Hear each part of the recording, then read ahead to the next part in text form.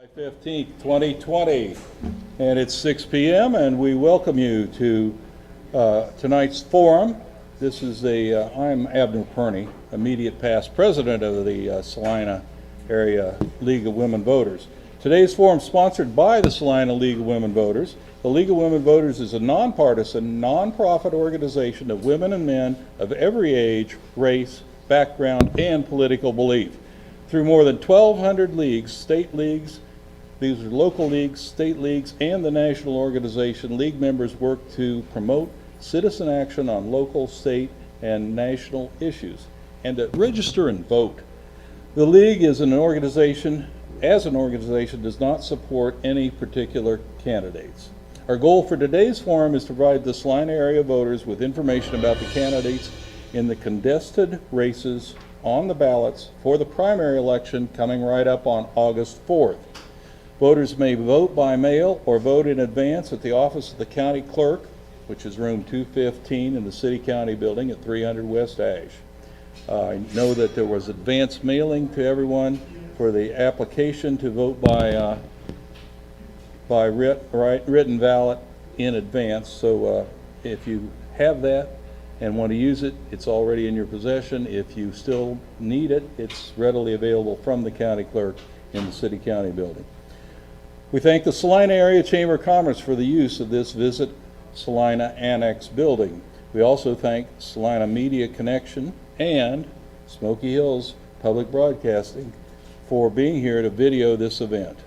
Today's forum will begin with our candidates for the Saline County Attorney. Following that, we'll have candidates for the Saline County Commission District Number 3, the Kansas House of Representatives, District 69 and District 71, and then the Kansas Senate District 24. All the candidates in these contests were invited to participate. However, some of the candidates will not be here tonight due to other conflicts. Some of the candidates also answered a written questionnaire from the League of Women Voters. Those are posted on our league website, www.lwvsalina.org. Okay, so our first segment is going to feature the Republican candidates for the Saline County Attorney. They are here to my right, Jeff Ebel and Brock Abbey. Ann Zimmerman's going to conduct this first session and ask the questions, and here is Ann Zimmerman, our Vice President. Thank you. My job right now is to go over the rules. We will start this session and every session with 1 minute opening remarks by the candidates. We will alternate the order of the candidates answering questions, and we will start with questions from the media panel. Then we will take questions from the audience. We hope that you can see the email and cell phone number to text. Send us your questions, and our members will be transcribing them and bringing them up to us so that we can ask those questions to the candidates after the initial questions from the media panel. Questions must pertain to all candidates, and candidates will have 1 minute to answer each question. Then we will have 1 minute closing remarks by the candidates, and we will then take a break for the next group. So to start out with, we're starting in alphabetical order. So Brock Abbey, you have 1 minute for an opening statement. Thank you. Thank you first, Abner and Ms. Zimmerman, for hosting this. This is obviously one of the only public events where people are going to be able to see the candidates. I want to spend my opening with giving everyone a little bit of a background about me. Starting with, I got my bachelor's degree from the University of Nebraska at Kearney, and then right after that went to Washburn University School of Law. While I was there, I did an externship with a federal judge. I worked for a federal judge one summer. That was based on a merit selection process, and I also, during that summer, got a student license. So when I was done clerking for Eric Melgren as the federal judge, I immediately went in and began as a prosecutor working for the Sherman County Attorney out in Goodland, prosecuting cases when I could from law school a lot of it ended up being writing and drafting briefs and that sort of thing. I graduated Washburn 15 out of 142 people in my class, and while waiting for the bar exam to take place and after the bar exam waiting for the results, I went back out to Goodland and began working. Stop. Thank you. The next opening remark is from Jeff Ebel. Hi, my name is Jeff Ebel, and I'm asking for your vote on August the 4th to be your next Saline County attorney. I've been a Saline County resident for over 31 years. This is where I went to school, it's where I've got married, it's where I've worked my whole life, it's where I'm raising my kids, it's where we go to church, it's where we volunteer with our time. This is truly my home. So why do I want to be your next Saline County attorney? For me, the answer is very simple. I want to give back and serve my fellow citizens. I have previously served my community by being a corrections officer, a police officer with the Salina Police Department. I worked at the Saline County Attorney's Office as a prosecutor myself for over 8.5 years. For the last 7 years, I've been working as a defense attorney with my own firm here in town. I believe with this knowledge, education, and experience, I am the best candidate to be your next Saline County attorney going forward. Thank you. Okay, we have a media panel of two gentlemen, Aaron Anders from the Salina Journal and Paul Kirkwood from Salina Media Connection. We had a third invited from KSAL and Rockingham, and they are not available tonight. Okay, so you get to each take, we'll alternate back and forth. Aaron, you're up first because of our alphabetical order to ask a question, and each candidate gets a minute or 2 minutes? Minute to respond. Okay, well, first off, I would just like to thank all of the candidates for being here, and thank you for running for your respective offices. Thank you for caring enough to help improve Saline County, our surrounding counties, and the state of Kansas. I'd like to thank you for taking the time to address these various issues and answering these questions with respect and honesty. My first question is, this past month we have seen tensions over police brutality, removal of historic statues, the change of names of professional sports teams, and general race tensions have mounted more than ever. How can we work together to foster and improve race relations and fairness for all Americans? And Brock should begin. I like the idea that some of which is already going on. Yeah, wait, I think it should be Jeff, because Brock began the opening statement. Oh, well, these are the questions. Okay. All right, well, I'm sorry that we're confused on our procedure. If Mr. Evil Jeff would begin at this time, we're supposed to alternate back and forth between you. Sure. To me, the biggest thing, honestly, is to have an open and honest dialogue with all the parties involved. I believe that the county attorney's office, while one doesn't necessarily set policy per se, we're not the ones passing the law, we're the ones charged with enforcing the law. But I still believe that there should be honest communication and dialogue between all the parties involved. I believe if there's a specific issue going on in our community, that those community leaders need to approach the county attorney's office, that the sheriff and the police department, we all need to get together in a room and sit down and talk about those issues to see what can and cannot happen. Obviously, such things as desecration of public statues and things like that, I mean, it's a violation of criminal law, so those need to be addressed in a separate issue, in a different forum. But again, I think we still have to have an honest conversation as to why those issues are happening. Not to say that they won't get prosecuted, but at the same time, that dialogue needs to be there so that, at least as a prosecutor, we're having the input from everybody. Thank you, Mr. Ebel. Mr. Abbey. I think some of it's already occurring in our community. There's outreach programs between law enforcement and our community, Coffee with a Cop, the Fish with a Cop. I think that promotes some community awareness, and it gets the law enforcement out interacting with the community in the way that they don't usually do in enforcement actions. So I agree those sorts of things can continue, and I agree that we should promote the peaceful protests, allow people to exercise their First Amendment rights, but also have a law enforcement side of it where they're keeping the peace, they're not engaging in violent or riot behaviors or destroying public properties. I'm also against the destruction of public statutes and memorials and that sort of thing, and those I also think should be prosecuted. Thank you, Mr. Abbey. It's now time for Paul Kirkwood to ask a question. There's been talk about funding a new jail due to the overcrowding in our current one. What are your opinions on the needs of a new jail for this community? Mr. Abbey starts this time. Thank you. I think that adding capacity to the jail is something we need to do. This community is spending entirely way too much money on housing people in out-of-county jurisdictions, tens and maybe hundreds of miles away, which is an expense to house them there. It's an expense to transport them back and forth to court here in Saline County. And so I think we do need to expand the jail.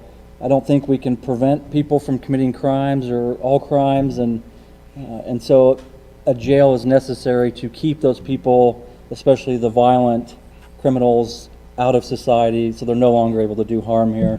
And without the jail capacity to do that, we're all going to have to worry about them being released back into our community and not being safe. And now Mr. Ebel, please. As a former corrections officer, I could say I spent a lot of time inside the Saline County Jail, but I guess for the good reason. I was working there. I will say this, at this point in time, I do believe that the current jail is getting antiquated, and I would be in favor of supporting building a new jail at this point in time. Crime numbers don't lie. Crime is on the increase. We have more people in jail than ever. I do agree that transporting and housing people out of county is adding more to our budget than what needs to be. If that means having a bigger jail to accommodate some of those folks that need to be locked up, that probably be the cost that we would have to do at this point in time. Overall, I do think that the crime numbers, I like to see them go down. I like to see less people in custody, but again, some of those things are out of our control, and we can only do what we can do. And so I am in favor, though, of building a new jail. Thank you. Mr. Andrews, again, from the Salina Journal. Illegal drug usage, it has been a problem throughout Saline County and the state and the nation. How would you go about reducing the amount of illegal drug activity in our county? I'm sorry, can you re-say the first part of that question? Illegal drug usage has and has continued to be a problem throughout Saline County and the state and the nation. How would you go about reducing the amount of illegal drug activity in our county?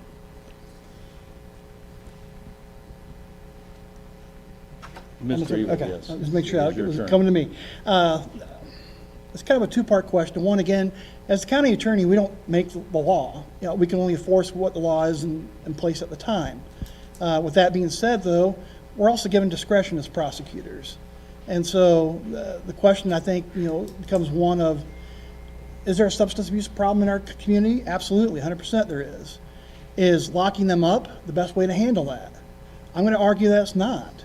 While that's appropriate in some cases, obviously I don't want to see kids out there getting sold drugs on the school ground.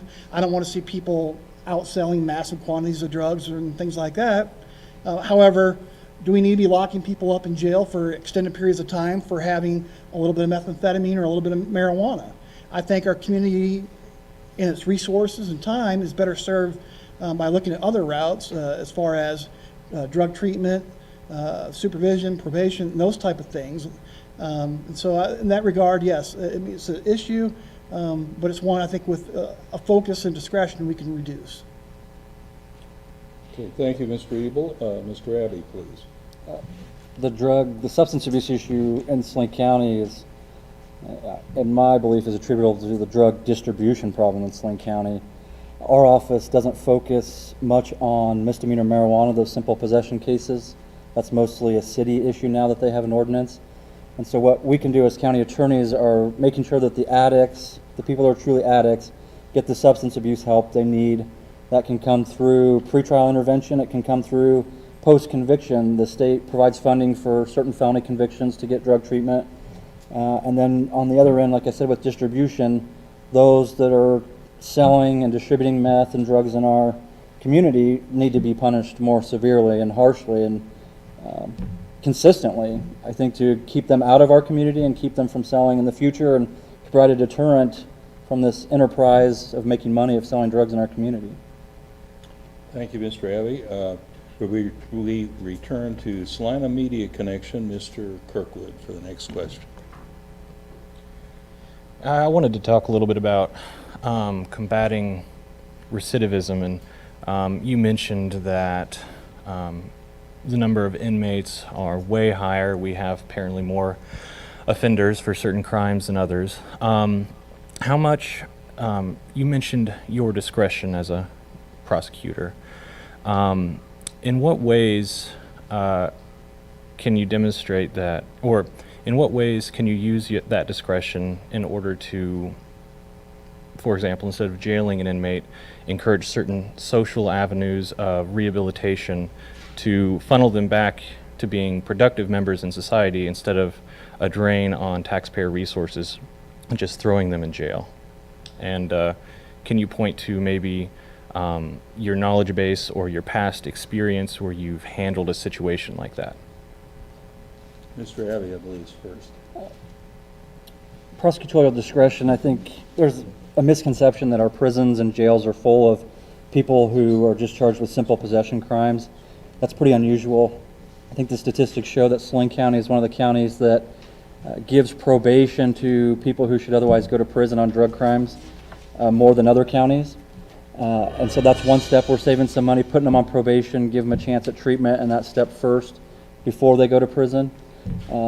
The other kind of limitation I see on reducing recidivism and going back through the jail and prison is a lot of the crime in Saline County is attributable to substance abuse, whether it's theft and burglaries and forgeries and that sort of thing. And those, when you get into that, you start getting into victims of crime, real people who want to see those cases prosecuted. And so it's my position as a prosecutor that I have an obligation to promote those victims' interests and prosecute those crimes as well. Thank you. And Mr. Ebel. I agree with that as well, as far as if there's victims of actual crime that are out monetary loss or out physical violence or harm, obviously those cases need to be prosecuted differently than what you indicate, maybe just simple drug possession charges and things like that. I think the recidivism in this county, a lot of it is attributable to substance abuse issues.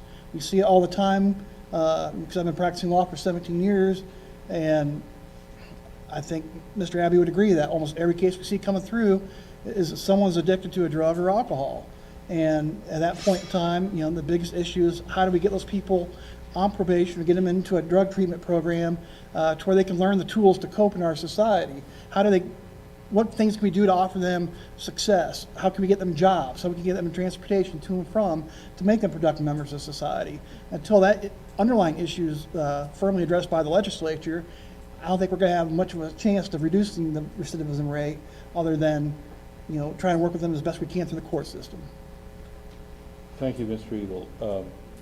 Next question, I believe, will be our last question. We'll return to Aaron Anders of the Salina Journal. How can you ensure all people are treated equally during their interactions with law enforcement officers? Well, that's a goal we should all strive for, and hope for out of our law enforcement officers. Obviously, as the county attorney, if we would see any kind of systematic oppression as far as, certain officers who are treating people of color or any other type of people a certain way, that needs to be brought up and addressed through their supervisors and taken that situation taken control of right away. I don't believe that is a problem in our community, thankfully. I think our officers are here in our town are very fair, very just in what they do. I think they strive to be excellent in all they do. I think what Chief Nelson did and said during the George Floyd things, I guess, protest right after it happened. I mean, he came out and made some statements. He walked down the streets with people. I think that's what needs to be encouraged. I think that's the goal of all our officers to be looking at. And again, if there would be an issue that needs to be addressed and brought to the attention. Okay, thank you. And Mr. Abbey. Sure. In my experience too now, in over 8 years about here in Saline County, we don't have this issue either. We have several hundred to over 1,000 criminal cases a year going through the county attorney's office. It's rare to even get an allegation of this racial-based policing there. I would say less than 5 a year of accusations even. That's how rare it is. And so, but ways that it's counteracted, I think that law enforcement has their own certification processes, C-posts that can police that if there's police officers that they believe are race-based policing. The Attorney General's office gets a report every year from every law enforcement agency about allegations of race-based policing. There's a suppression remedy through the courts that, and this is the allegation I'm talking about. Defendants can file a motion and say I was targeted because of my race, and the court has a hearing. If the court finds it, then they suppress the evidence. And that hasn't happened to my knowledge here in my years here. And so I just don't see it, it's an issue here. And I think,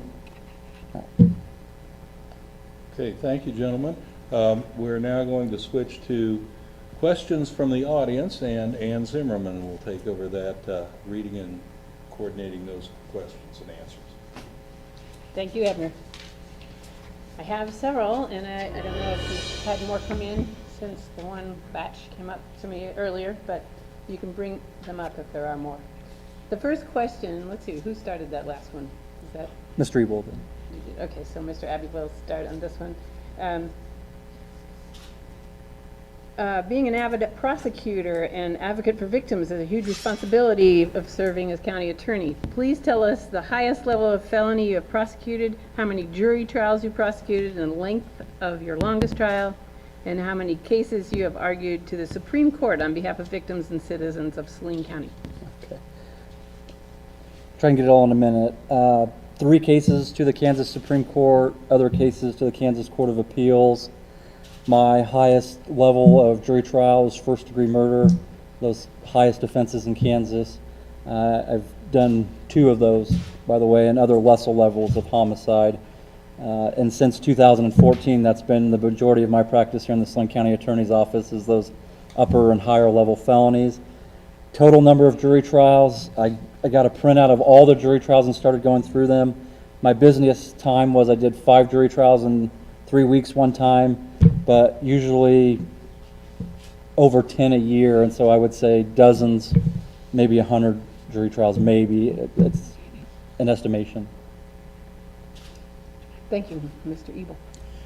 As far as my jury trial experience, I would say my number is probably about the same. It's probably up towards about 100 jury trials. I know I had 1 week in particular when I was at the county attorney's office where I had 3 jury trials all in 1 week. So that was quite stressful. As far as Kansas appellate court arguments, again, I can't put a number on that. It's been several times, several appellate briefs I have written. As far as prosecution of crimes, I have prosecuted a wide variety of crimes. I have defended now as a defense attorney level 1 severity offenses. I had a client down in McPherson County who was charged with a level 1 offense and was successful in obtaining a verdict favorable to him, I guess I'll say. And so just 17 years as a prosecutor and as a defense attorney, I have numerous cases and experience under my belt. Thank you. The next question, we'll start with Mr. Ebel. This is from a young person in Salina, new voter. He said that people in the nation's jails and prisons are at a much higher risk of contracting and dying from COVID-19. The pandemic has further revealed the injustices of the current system of mass incarceration of people of color. As a county attorney, will you work to reduce the total number of people held in the Saline County Jail? If so, how? And if not, why not?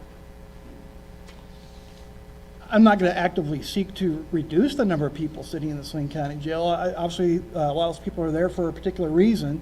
Again, justice is something that needs to be looked at on a case-by-case basis. That's the definition of justice. Is every case is different. Every case is unique. We have to look at all the facts, circumstances, and all the people involved in every particular kind of case to make a decision as to what's just for that case. I understand that there's arguments that people of color are being not being treated fairly, and are incarcerated at a higher rate. But again, I don't see that here in our county jail. Again, I don't think our officers or any of our prosecutors or anyone involved in the current judicial system has made that a case. And so I would say, while that might be applicable to other places in the country, it's not applicable here. Thank you, Mr. Abbey. Thank you. I too, as a prosecutor, prosecutors aren't the police officers out on the street looking for crime. We kind of take what comes to us. And so people who want to reduce the population of the jail, the next question is, who do you let out?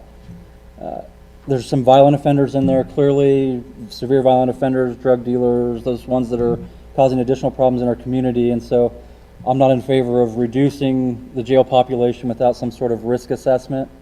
And the way that's working now is there's a pretrial program done by Community Corrections where everyone's interviewed, they're given a score, a bond recommendation by Community Corrections.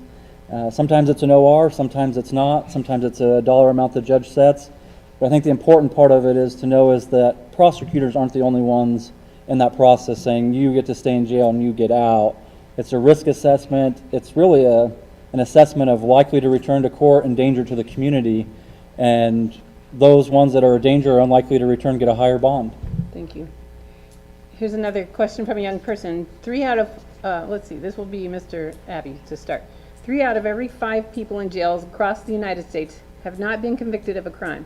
They are being held pre-trial on cash bail, which they are unable to pay, and many on low-level nonviolent offenses. What is your position on the system of cash bail? As county attorney, will you reduce the use of cash bail? I think it's working the way it is now with pretrial, I guess is my answer. The people who are determined to be low risk get let out, and the people who don't. If you have a cash bond, it's because you've been determined to be a higher risk to the community, or you've been determined that you have a high likelihood or a higher likelihood that you're not going to return to court, and that's the function of bond and bail.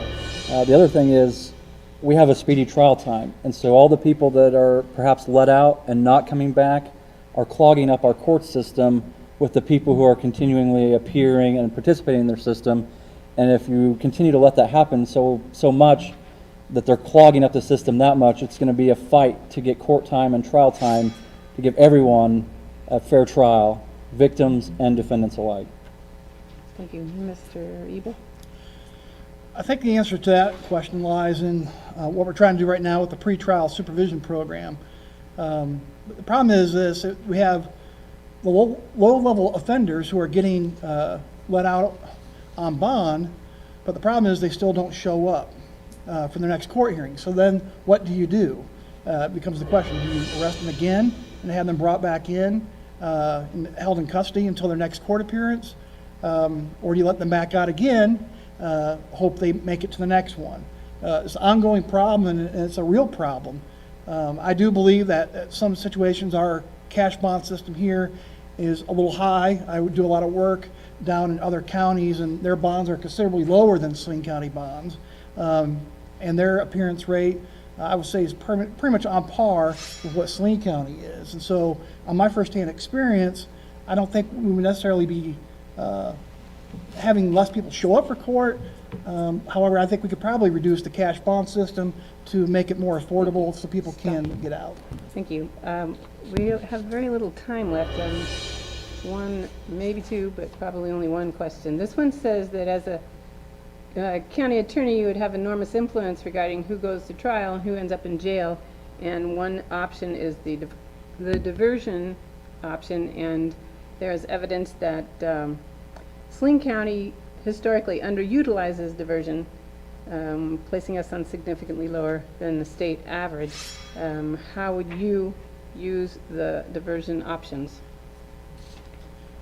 I believe diversion can be a great tool with the right candidate and with the right person. obviously, you're not going to offer diversion to repeat offenders, someone who has never learned their lesson. You want to use diversion for first-time offenders, or maybe even a second-time offender if the prior offense was a long time ago. I think our current diversion policy is too strict here in Saline County. Again, with my practice taking me into a lot of other counties, McPherson and Dixon County and Ellsworth and Rice counties, their diversion policies seem to be a little bit more, I don't want to say lenient, but easier to work with. And it gives people who maybe deserve a chance to work the diversion. Again, plus, the terms of the diversion most of the time are the same terms that are going to happen to a person if they're convicted and they're placed on probation. Most of the time, as part of that diversion, they have to undergo drug treatment, pay fines, costs, and why not give them the added benefit of trying to have their case dismissed before it would actually go to a trial? Thank you. Mr. Abbott. Yep. The current diversion policy in the county attorney's office, some things within it are limited by statutes. For instance, you can't have more than one diversion for DUI in your lifetime. Diversions on domestic batteries are limited, those sorts of things. And the county attorney's policy is consistent with that. Other restrictions or prohibitions on diversion are serious violent felonies. If you interfere or obstruct the police, those sorts of things, depending on what the victim wants, whether you can get a diversion or not. I think all of those are appropriate case-by-case determinations. And the other thing about is on our complaints, every complaint that's filed now, it has a diversion notification that says our office has a diversion policy. Here's how you can access it to see if you qualify. So right up front, our office is very open about making the diversion policy open to people to inspect to see if they qualify, if that's something they're interested in, and see if they, and if not, then they don't. But and then the other thing is capacity. Diversions have to be supervised, and we have an investigator in our office who supervises the diversions, and if you expand it, you're going to need more resources. One more question then, Mr. Abbey. How would you exercise your prosecutorial discretion in order for mentally ill addicts to receive treatment before jail time? Mentally ill addicts, did I hear you? Addicts, yeah, sorry. There's interesting things going on with the state legislature on funding that. There's the ideas of veterans courts that are, a lot of them are the people we see with mental illness, and then the drug court we have now. A lot of the people in there have a dual diagnosis, a mental illness as well as a drug issue. And when those two come into play, it's harder to combat both of them. It's harder to solve the mental health issue and the drug issue. And so the drug program, I support it, helps. It's kind of one of the limited resources we do have within the court system to help with mental health. We also frequently, as conditions of probation, again, all the people who get probation have a screen, and if the probation screener determines that mental health is an issue, they're ordered to get a mental health intake and assessment, and then the probation officer can determine or follow up and make sure whether they're complying with that and getting the mental health they need as part of probation, again, keeping them out of jail. Thank you. Mr. Eagle. Could I have you repeat the question to me? Yes, how would you exercise your prosecutorial discretion in order for mentally ill addicts to receive treatment before jail time? Before jail time, okay. Well, again, I think a lot of that goes back to the last question we were talking about, having possibly a diversion program available. If it's a client or a defendant who has known criminal mental health issues that are documented, maybe running them through the court system is not the best course of action. Maybe getting early on it and having them obtain the mental health therapy, mental health treatment, drug treatment up front is the way to go. And that's something to consider, and something to keep open and to look at. Again, post-conviction, at that point in time, a lot of it, again, is dictated by the current statute. The criminal history places them in the appropriate grid box where they, based on their criminal history, most likely they're going to receive probation in this jurisdiction. They're going to receive drug court and all the resources that come along with that, along with the mental health evaluations and the orders to follow through with all those kind of therapies. Thank you, thank you. I think we have run out of time for questions. At this point, we'll have 1 minute each for the candidate to make closing remarks, and Mr. Ebel goes first on that also.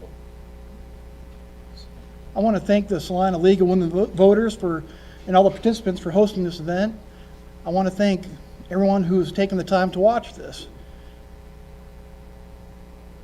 as I stated earlier, Saline County is my home.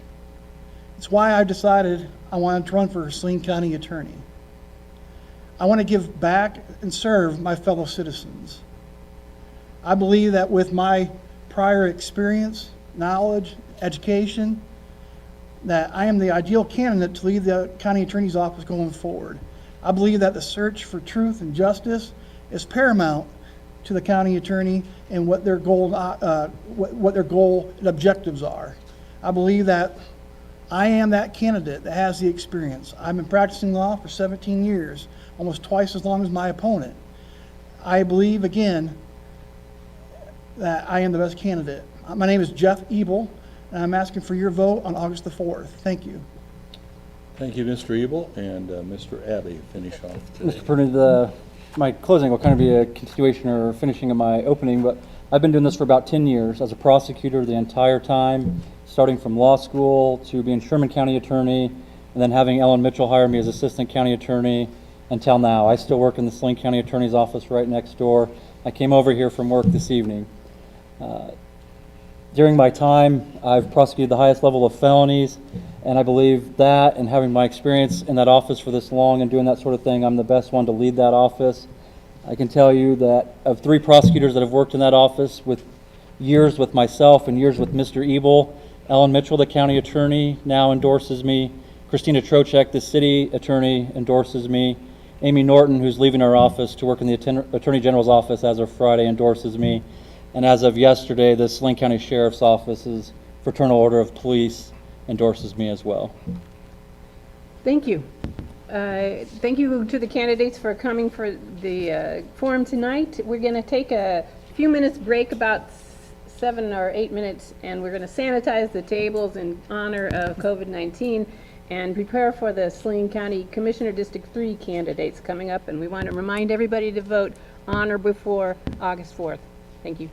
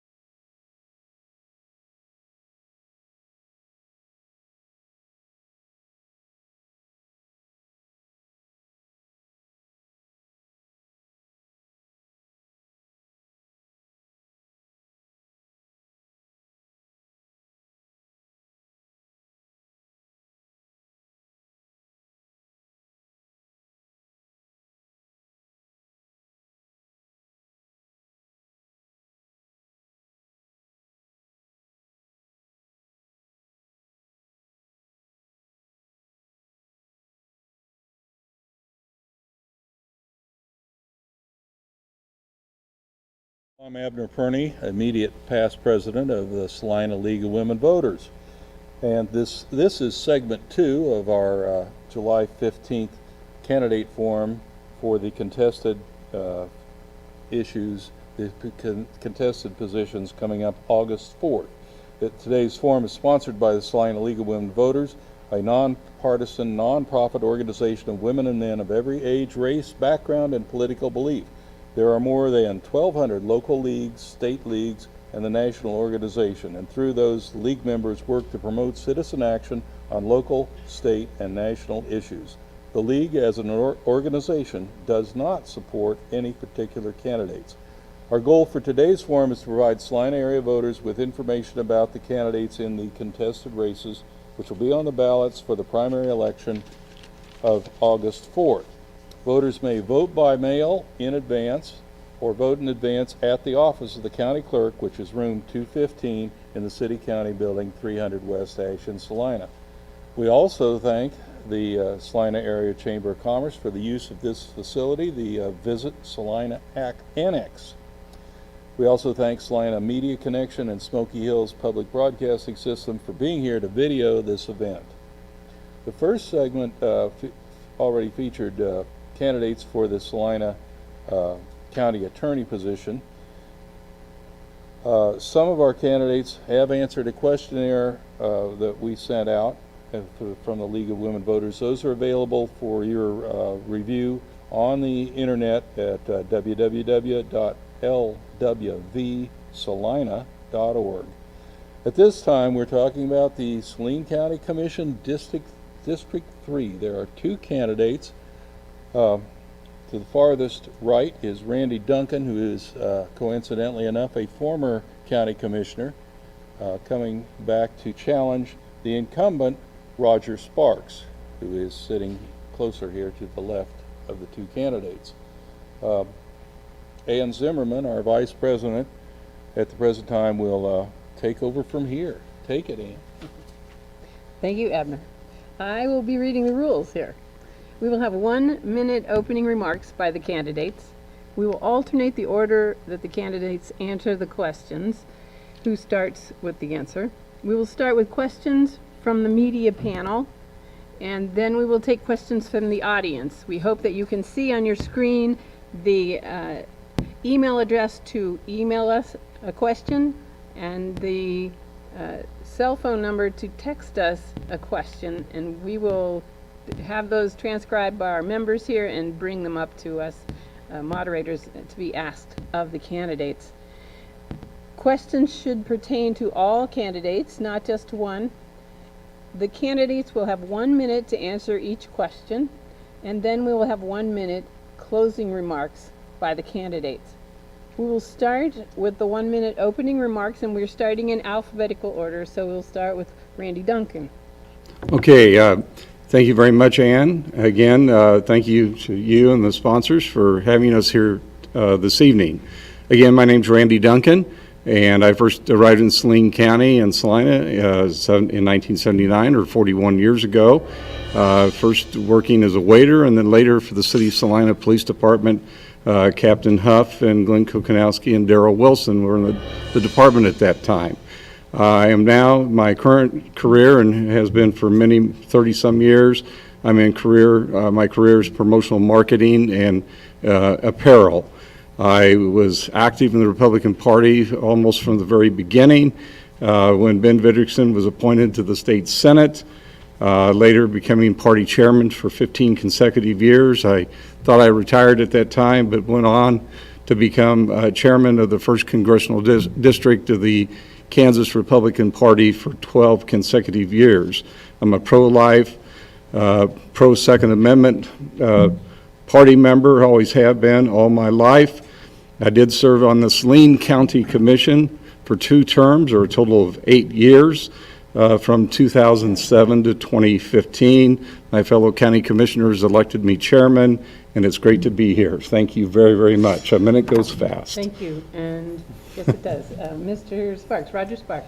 Well, thank you, Salina League of Women Voters, and I want to thank everyone in District 3 in 2016 to vote me in as your representative as a county commissioner, 1 of 5.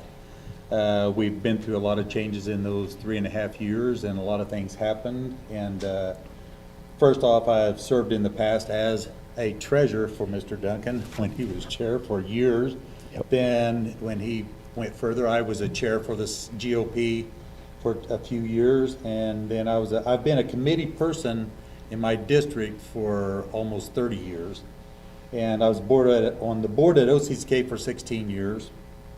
I've been on the Salina Technical College Drafting Committee for over 30 years. And I was on the Southeast of Saline Drafting Committee board out there for years until they closed their drafting department. After I moved here in 1971, in 1972 I had a great job. And then I retired in just a few years back here. And I've retired. I've lived in my district for 43 years, and I wanted to go ahead and service that department. So I thank you for allowing me to be your commissioner. Thank you, and I'm not sure I went over with you that they're holding up the yellow card at 15 seconds. Oh, okay. And the red is stopped, so. We are now ready for the media panel, which Abner will be moderating. Okay, we have a media panel of two gentlemen, Aaron Anders from the Salina Journal and Paul Kirkwood from Salina Media Connection. And Mr. Kirkwood gets the honors of the first question for this session. And the first respondent will be Mr. Sparks. Mr. Sparks, Mr. Duncan, thank you so much for coming here today, being willing to answer questions and dedicating years of your lives to public work. My first question, in your opinion, what is the current most pressing issue for the County Commission to solve? Wow. Getting over this COVID-19 is the biggest thing that we've got to get over. Other than that, I mean, I'll put that still as one of the major biggest factors. I think second to that is our, I'm going to say our jail. I still feel that that's one of our biggest issues we got coming forth. It's amazing that what's happened is our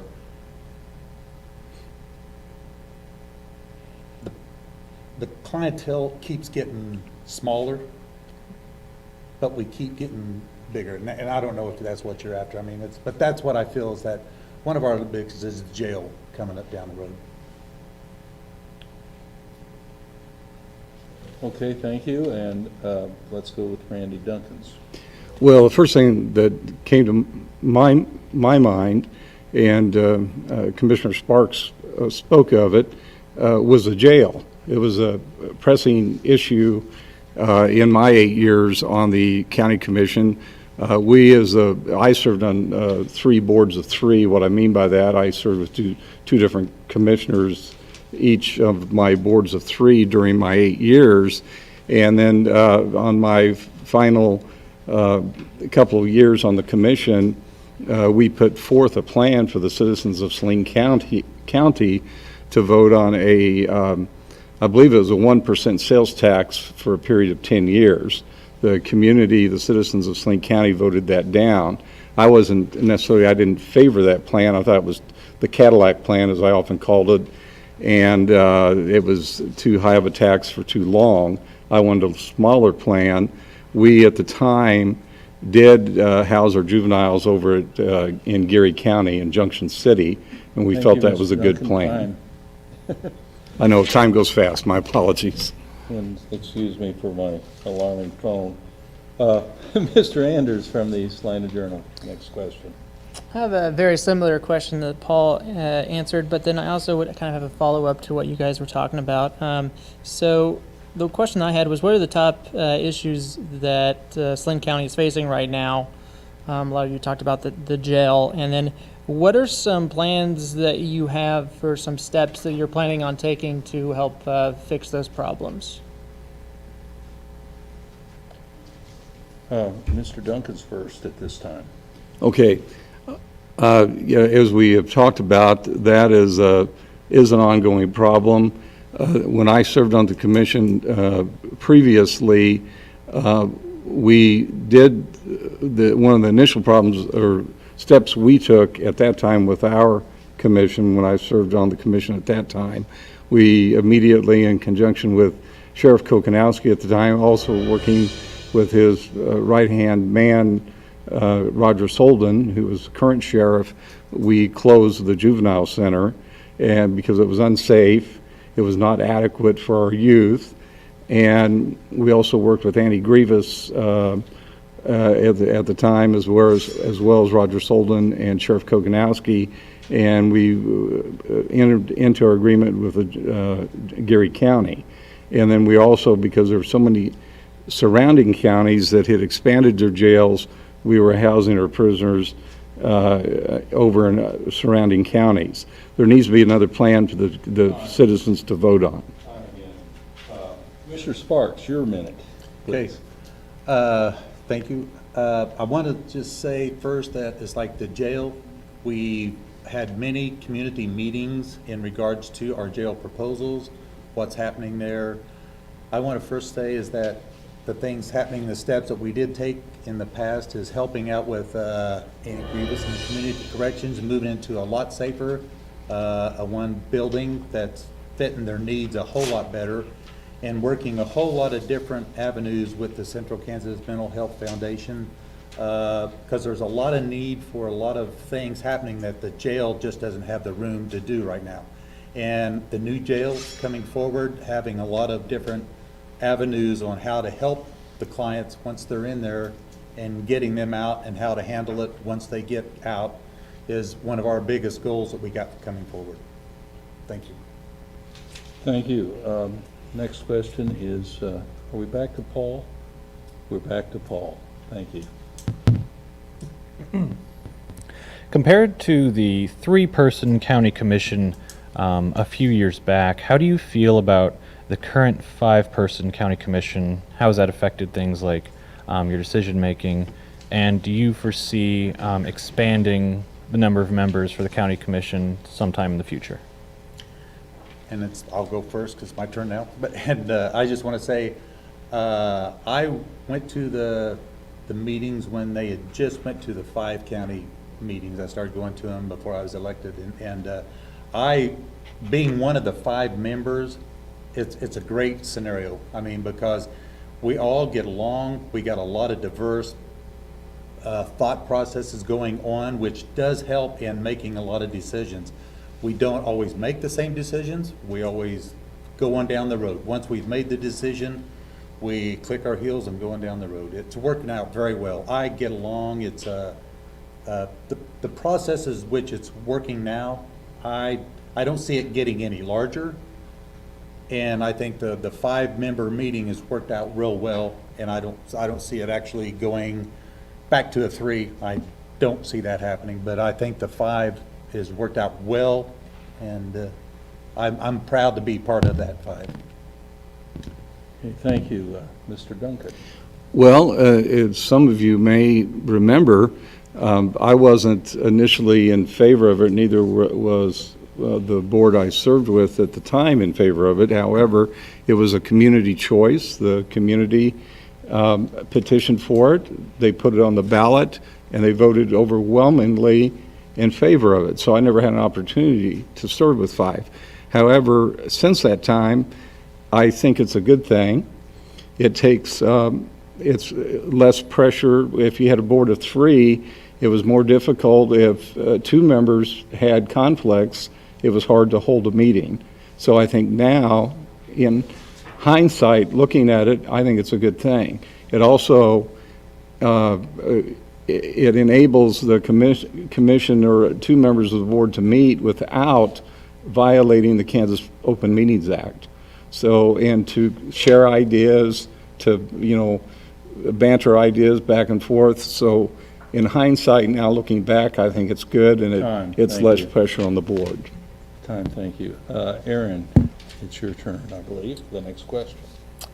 What is one area of the county services you feel like needs maybe some additional resources at this time?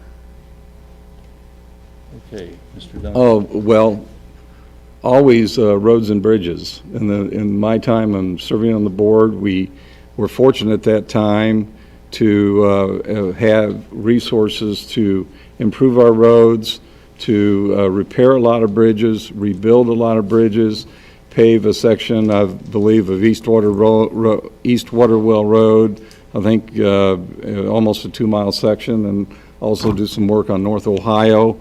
But we never had enough money. We also had a big gravel pile.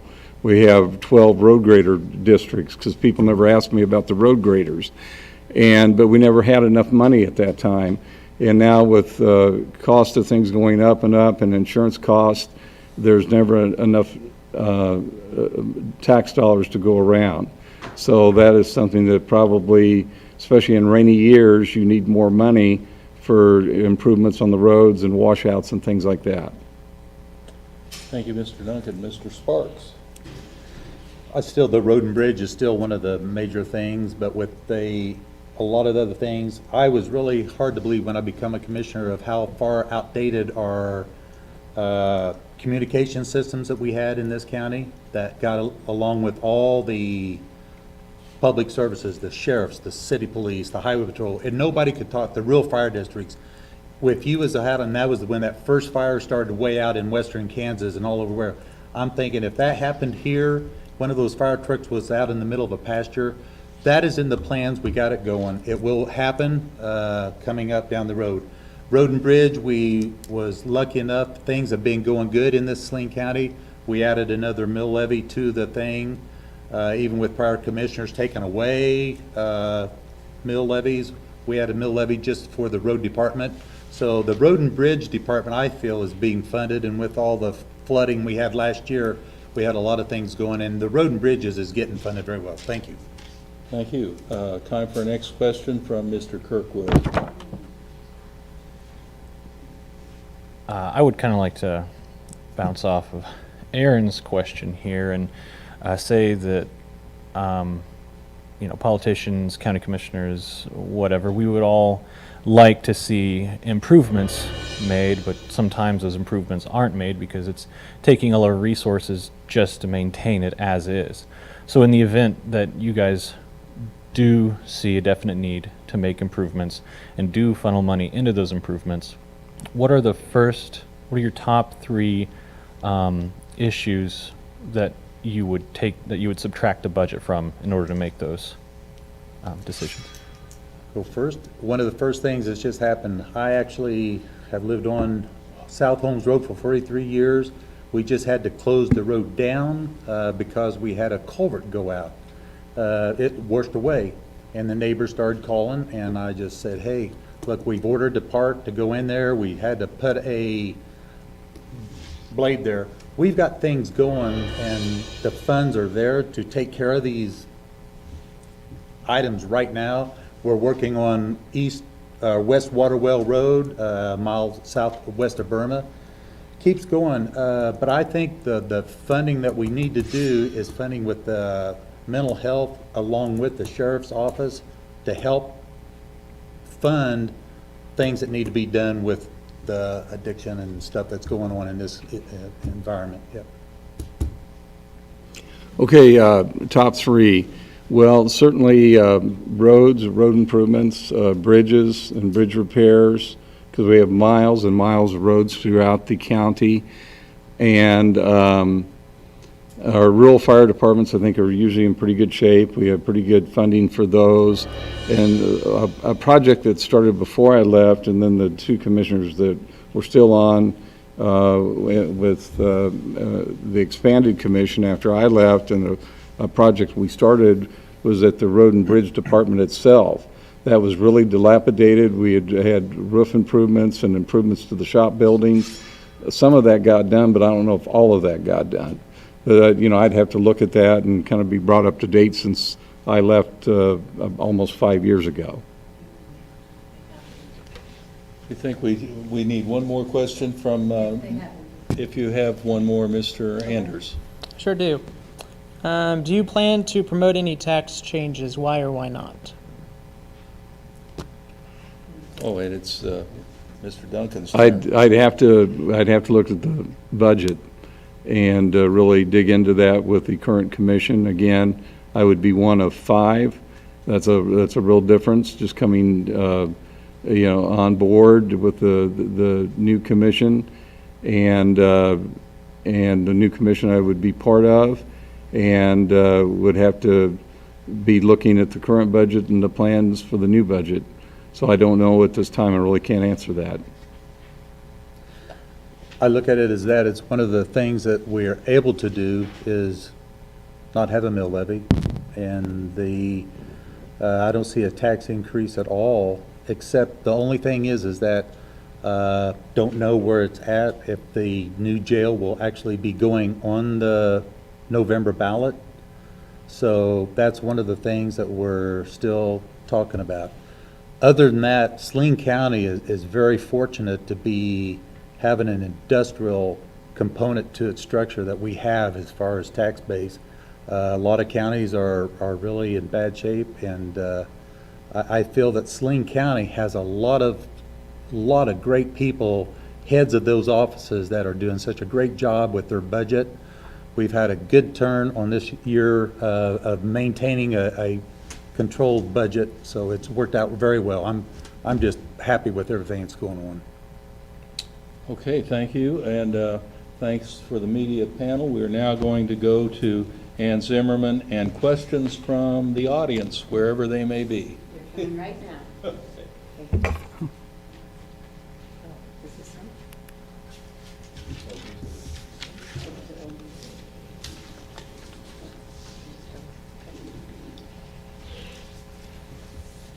Just a minute, please.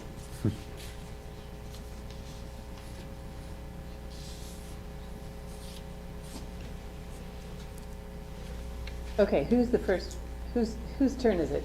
Is it, I think it's Sparks? fine, yes. Okay. Yeah. So, would you support changing the Saline County Commission elections from partisan to nonpartisan, or not, and why, or why not? Nope. Well, and it's like, first off, I'm just going to go, I would have to study that a little bit, the difference between a partisan and bipartisan avenue. I really haven't thought about that and studied it, so I couldn't quite answer that one. Thank you. Okay, Mr. Duncan? And no, I would not. I really like it the way it is right now, and that people can seek their party's nomination. In my case, and Roger's case, we're seeking our party's nomination, and I like the process the way it is right now. No. Thank you. Mr. Duncan, you'll be first on this one. I believe this comes from a member of the County Board of Health and asks, would you support reestablishing a joint city-county health department with an advisory board with powers similar to what existed a decade ago? No, I would not. And I was involved in the process when we helped establish the Saline County Health Department, and I think it's working well the way it is right now. Thank you. Mr. Sparks? And I would have to ditto to that, because I come on board right after that was done, and in working with the health department the way it is right now, not knowing before what part of the city and what's going on now with that there, I got to say that I feel that it's worked out very well, that it's handling very well. Thank you. Mr. Duncan, right? Would you support, oh no, this would be Mr. Sparks. okay. Sorry. Yeah. Would you support moving the county commission meeting time to early evening so that more people could participate in both the meetings and in the opportunity to serve as a commissioner? To me, it's like, I think that's been tried before in the past, and I don't believe that any more people showed up at those meetings Even back when they had it 3 days a week, I don't think there was much of it. Other people showed up. I am not in favor of an early evening deal, and no, I would not support that. Okay, Mr. Duncan? I would agree with Commissioner Sparks. No, I would not, and that's not support evening meetings. And let me add on to that to kind of help explain that. That it also affects your staff who are there, during working hours during the day. And we did make an effort when I served previously in my 8 years. If we had really big controversial issues, we would sometimes do an additional evening meeting occasionally. So we do that, but I think the system works well the way it is right now. Thank you.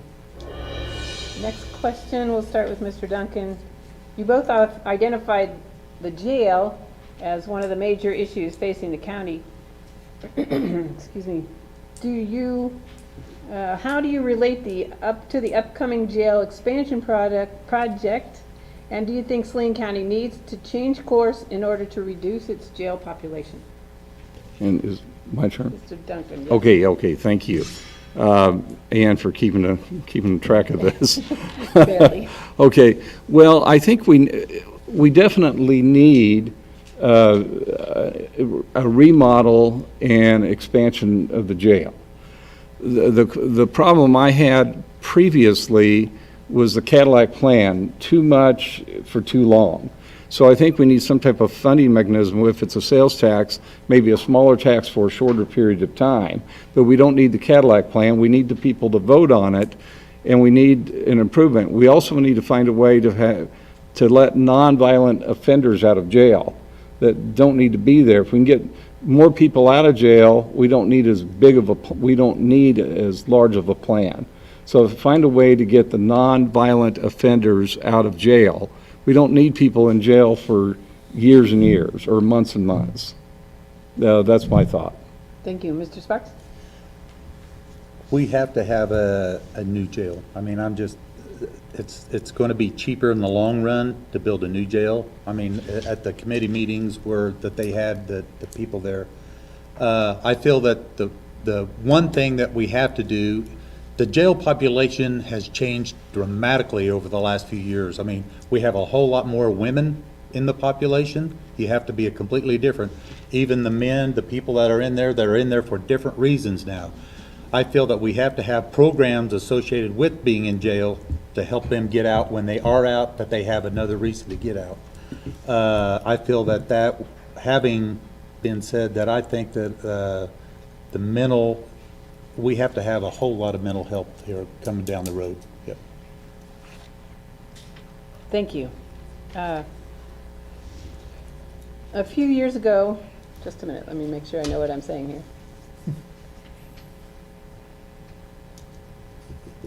Okay, so Mr. Sparks, you're first. A few years ago, the Board of County Commissioners authorized a salary survey. The result indicated that practically all but the 5-member board voted to cut the mill levy. Would you vote for regular surveys and to follow their recommendations? No, I would not, because one of the things that did happen when that survey was done and coming in after the fact is that survey was done, but it didn't take into effect any of the benefit packages at all that the county had or anything like that. It was purely based on an hourly survey that they did, and it was just not a true to life situation.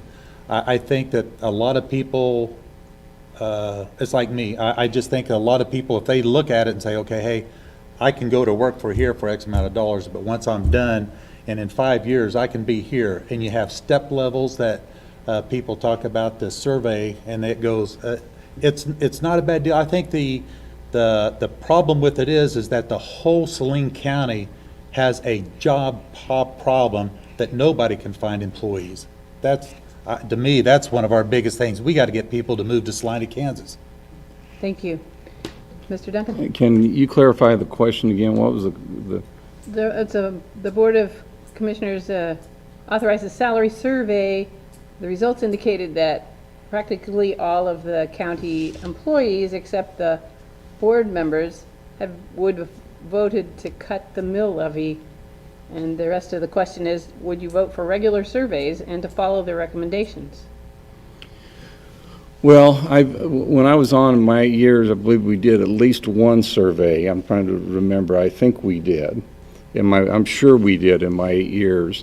And let me expand on that just a little bit. What I thought was wrong as part of the survey, and I expressed that when I was on the commission with the current county administrator at the time and the head of HR, that it was weird. What was odd on the survey was that you had elected officials, the longer they were on, like the previous sheriff and some others, that their salaries started at a base and then they were like long-term employees. They got a higher and higher salary. And I thought that the elected officials this is their salary. If they get elected and year one was the same as they were on 12 years. Anyway, it was all messed up. So that was something I'd probably have to look at if I got back on. Thank you, time's up. All right. Sorry. This is the last, I think this is the time for the last question. What should the county do to improve the situation with COVID-19? Are you in favor of the governor's policies? And can you expound on your opinion about dealing with COVID-19? That would be Randy Duncan. Well, it's a major problem that we, as a county, as a state, and a nation, need to get our arms around. The biggest thing that we need to get to is a vaccine. We're in the vaccine trials right now, and it seems like the biggest way, or the biggest thing that we need to get on and find, and it looks like the trials will be successful, and then it's the mass manufacture of a vaccine. So that's something that we as a county need to do, and that's something that the CDC is working on right now. So it's a major issue. It's affecting all of us, not only as a nation, but as a county. Thank you. Mr. Sparks.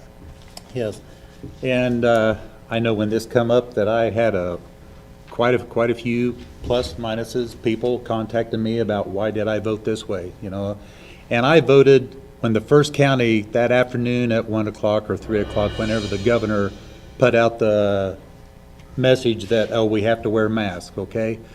We had that special meeting that afternoon, and we did vote. First off, we voted, no, we're not going to go with that. We're not going to mandate you wear the mask. And the reason is because our statute that we passed, it says individuals are highly encouraged to make responsible individual choices about wearing cloth face coverings.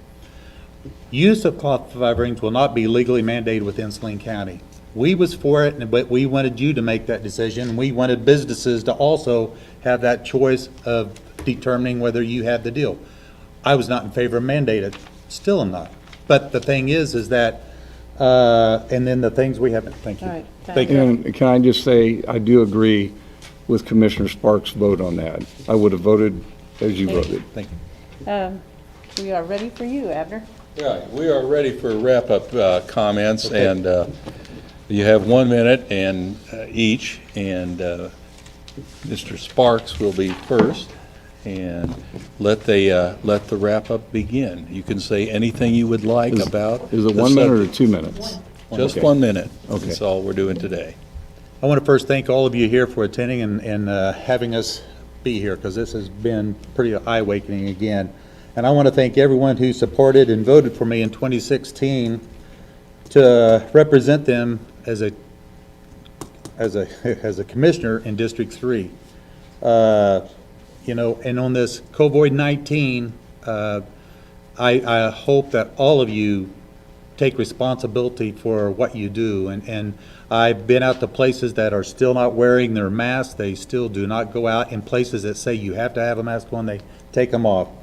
But also appreciate your vote on August 4th, excuse me. Thank you. Mr. Duncan.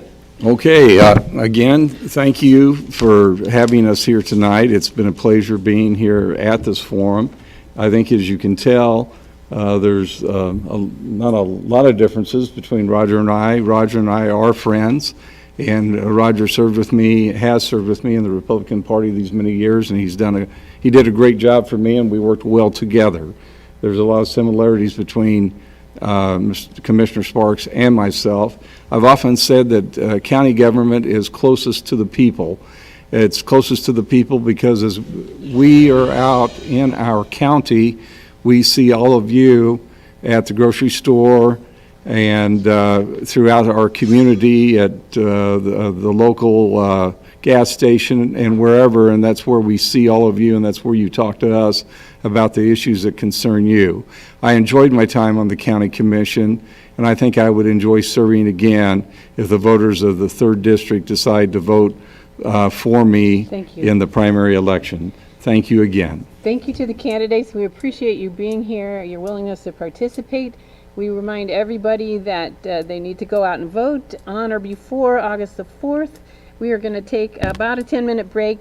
We will sanitize the tables to prepare for the state legislative candidates who are up next. Thank you so much.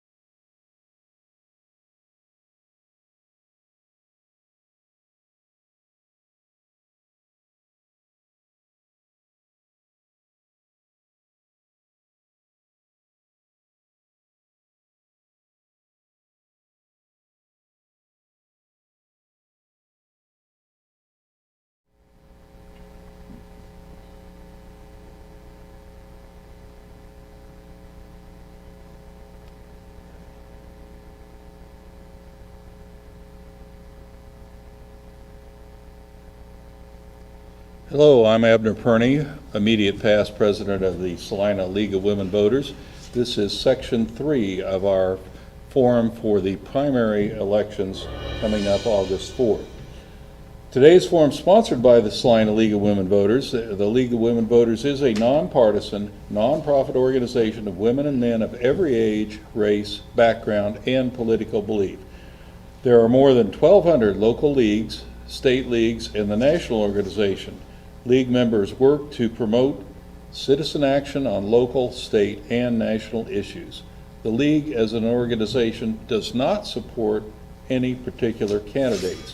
Our goal for today's forum is to provide the Salina area voters with information about candidates in the contested races on the ballots for the primary election, which is August 4th. Voters may vote by mail or vote in advance at the office of the county clerk, which is room 215 of the City County Building, 300 West Ash in Salina. We thank the Salina Area Chamber of Commerce for the use of this visitors annex. Visit Salina Annex is the correct name. We also thank Salina Media Connection and Smoky Hills Public Television for being here to video this event.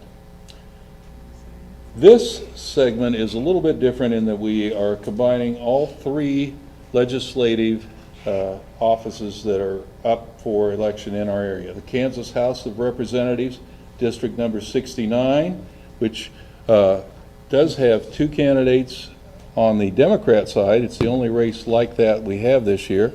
Those being Dr. Phil Black, my immediate right, and Ryan Holmquist, next man over. Then we also have a race in the Republican side of the primary for the Representative District number 71. Diana Dirks is here, and she is the incumbent. Next person down to the right. She is running against her is Stephen Howe, who was invited to participate but declined our invitation. And then we also are all in Senate District 24. Randall Hardy is here. He is the incumbent. J.R. Clays was unable to participate, declined our invitation, and he will be on the ballot opposite Randall Hardy. Since these are all legislative positions, they all have to ultimately deal with the same issues, so the same set of questions applies to everyone, and that's why we're proceeding with this forum. Ann Zimmerman, our Vice President, is up next. Thank you, Abner. It's my job to go over the rules. We have 1 minute opening remarks to start with by each candidate. We will then alternate the order of the candidates answering questions. We will start with questions from the media panel, and then we will ask questions that come from the audience. We hope you are seeing on your screen an email address and a cell phone number. You can either text a question for us to ask to the candidates or send us an email with a question. We hope you are participating that way. We have had some good participation earlier this evening in the other races. The questions must pertain to all the candidates. You can't aim a question at any particular candidate. They need to be questions we can ask to all 4 candidates. The candidates will have 1 minute to answer each question, and then we will have 1 minute closing remarks by the candidates. I will say that we have timers over here, League of Women Voters members and family members, to keep time. They have cards. The green card says it's good to go. The yellow card this time is saying that 20 seconds is remaining, and the pink card says to stop. So please make note of the timers.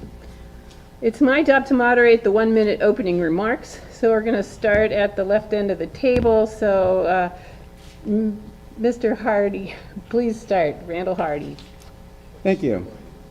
My name is Randall Hardy, and I am State Senator for the 24th District, which includes Saline County and the northern half of Dickinson County. I have been a Salina resident for 40 years. During that time, I was the president of a local business and served on various city boards and commissions for over 30 years. I served on the Salina City Commission from 2013 to 2016 and was elected to the Kansas Senate in 2016. In the Senate, I was successful in helping to restore fairness to Kansas tax policy. I voted for the first education funding bill in 20 years that was deemed constitutional, and I helped bring fiscal responsibility and stability back to the state. I also voted for the Eisenhower Legacy Highway Plan. I sponsored bills that directly helped our district. My goal in the Senate is to listen to voters and support legislation that helps our district and all Kansans. Thank you. Thank you. Diana Dirks. Thank you. Thank you to the League of Women Voters for putting this on this evening. I think it's just wonderful that you're able to visit with us, even though we're wearing some different gear than what we normally do. This will be my third term as a representative. I think one of the things that comes focused to me that was the most important thing that happened to me during this whole process was being approached by General Taffanelli in securing a tuition assistance program for the National Guard and the Air National Guard. So I went forward, wrote a bill, was able to get it passed, and so therefore now the National Guard and the Kansas Air National Guard are able to get a tuition, 100% tuition assistance program, which is also a good recruiting subject for those. It helps bring them in. Another thing is that I've been working on several committees. I'm not on the tax committee, so watch the tax questions, but agriculture. Thank you. Ryan Holmquist is next in line. Good evening, and thanks to the League of Women Voters for hosting this event tonight. My name is Ryan Holmquist. I am a farmer and rancher. I'm a fifth-generation Kansan. My family's been on their original homestead for 152 years, operating that land, and I am a graduate of Bethany College, NKU, and have been the choir teacher at Central High School for the last 13 years. I am running because working families struggle paycheck to paycheck, and for too long they have been just barely getting by, while the wealthy and multinational corporations get tax breaks and cuts. And I feel like we need to prioritize issues for working families, such as eliminating the food sales tax, getting health care for people who can't afford it, reducing costs of child care so that people in this community can get a fair shake. Thank you. Thank you. Dr. Phil Black. When I moved here 18 years ago, I made a commitment to the city of Salina. I've done everything from being involved in the successful school bond issue, to bike lanes, to documenting the stories of veterans who served in World War II. At the state legislature, I testified on a number of things, including community access television. I also served as a lobbyist for two different organizations, including, strangely enough, the NAACP, where I was secretary, and had the honor of introducing the great late Buck O'Neill. I have a master's degree in political science. I have a doctorate in education leadership. I was a nine-year veteran of Brown Mackie College, and I was an Eagle Scout. That's important because that's where I learned that democracy is not a one-off, it is a lifetime commitment. I'm Phil Black. If you'll allow me, I would like to make my commitment to the city of Salina by serving as your state representative. Thank you.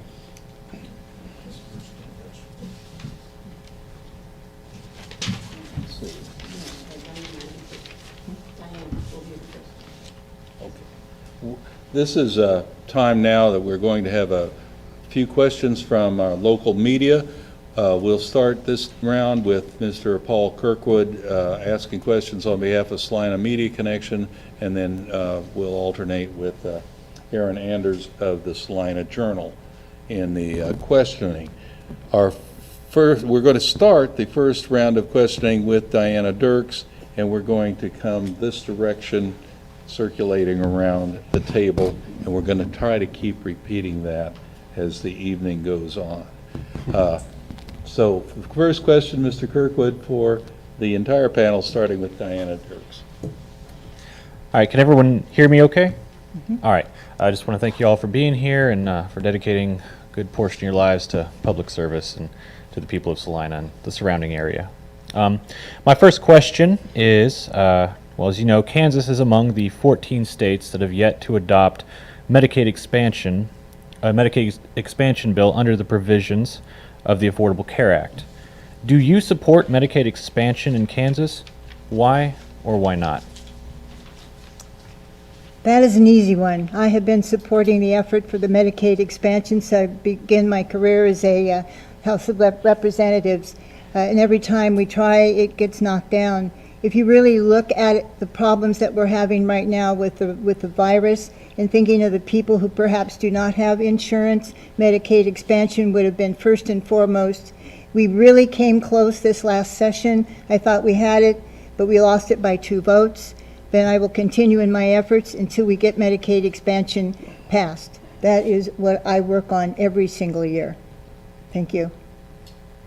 Mr. Holmquist. Medicaid expansion is incredibly popular, and the House, I believe, has passed it twice. It seems like the will of the state for this to get passed. Of course, I strongly support it. We have to get the young, low-income workers and families, people who are working more than one job and still trying to provide and can't seem to afford health insurance.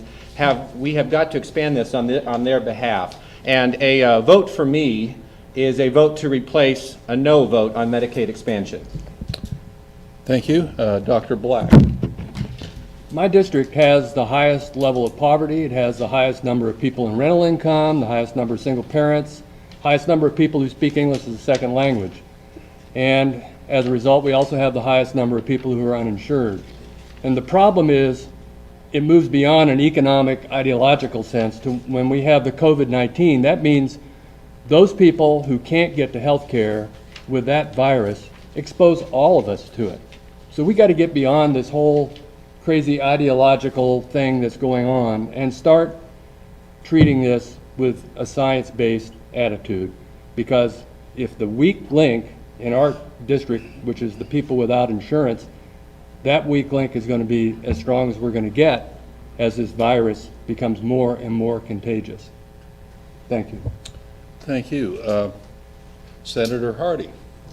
Thank you. I have supported Medicaid expansion every year that I've been in the Senate. Starting in 2017 was my first vote. I think Medicaid expansion is very important to our district for one important reason. Well, actually a couple reasons. The first is that it provides medical care options for people who cannot currently afford a policy on the ACA. And so they use the emergency rooms as their primary care physicians, which is the most expensive and least efficient way to provide medical care. And also I believe that medical providers and doctors should be reimbursed for their services, and currently they are not. Abilene Hospital and Memorial Hospital wrote off $800,000 in claims in 2018, which could have been paid for by Medicaid expansion. Okay, that completes the first question round. Aaron Anders will present a question, and Ryan Holmquist will be first to answer. Okay. What do you believe Kansans are concerned about, and how will you address those concerns? I've been knocking an awful lot of doors in the last month, and the issues that seem to be on people's minds have to do with getting back to work safely or how they can reclaim a lost job. The food sales tax is a big issue for a lot of people, I'm finding. I'm finding that when I'm talking about getting health care for people who can't afford it, I'm seeing a lot of nods and say, oh yeah, let me tell you about my copay, or oh yeah, let me tell you what happened at the doctor's office. And I think to solve those three things, one, there's a proposal by a state rep from Newton, Tim Hodge, in which would provide a 20% tax credit for businesses, churches, schools, nonprofits who hire people or give those people raises to take care of payroll expenses up to $5,000. I think we just got to eliminate the food sales tax and get some taxes going on a 2% tax on wealthy or multinational corporations and get people health care that can't afford it, Medicaid expansion. Thank you. Mr. Phil Black. Doctor. you know, I haven't been going door to door because I think in this virus that's not putting politics ahead of people's health. So I have not been doing that. But I do know from talking to folks over the phone and just reading the paper all the time, there's a great deal of uncertainty due to all sorts of things going on. To sit there and pin it on one tax or some other specific idea is not thinking in the big picture. We have a very uncertain future in just about every area you think of. So the best thing we can do is send someone to the state government who can think these things through and can negotiate the craziness of the state capitol. Because we don't know at this point what even our schools are going to be like, much less whether we should pass this tax or that. Thank you, Dr. Black. Senator Hardy. I think that one of the big issues in our region is the availability of quality jobs, and I'm working very hard every year to make that possible, and we're finally getting to the point where I think that we're going to have there's some big possibilities ahead of us in the district to look forward to. I also know that property tax is a big issue with a lot of folks, including me. I would like to see a property tax either lowered or to at least keep the increase of property tax at a manageable level so that people are not priced out of the market and are forced to stay in a certain income level when they have the ability to do better. Thank you. Representative Dirks. Thank you. I have been going door to door. I leave my flyer on the door, ring the doorbell, and then jump 6 feet back so that I'm within the safe distance and visit with folks. That way I do wear a mask. And a lot of times it's really hot, but they still want to stand out there and ask. Most of them are really fearful now with what's going on, that a lot of their family members are losing their jobs, they're having to move back home.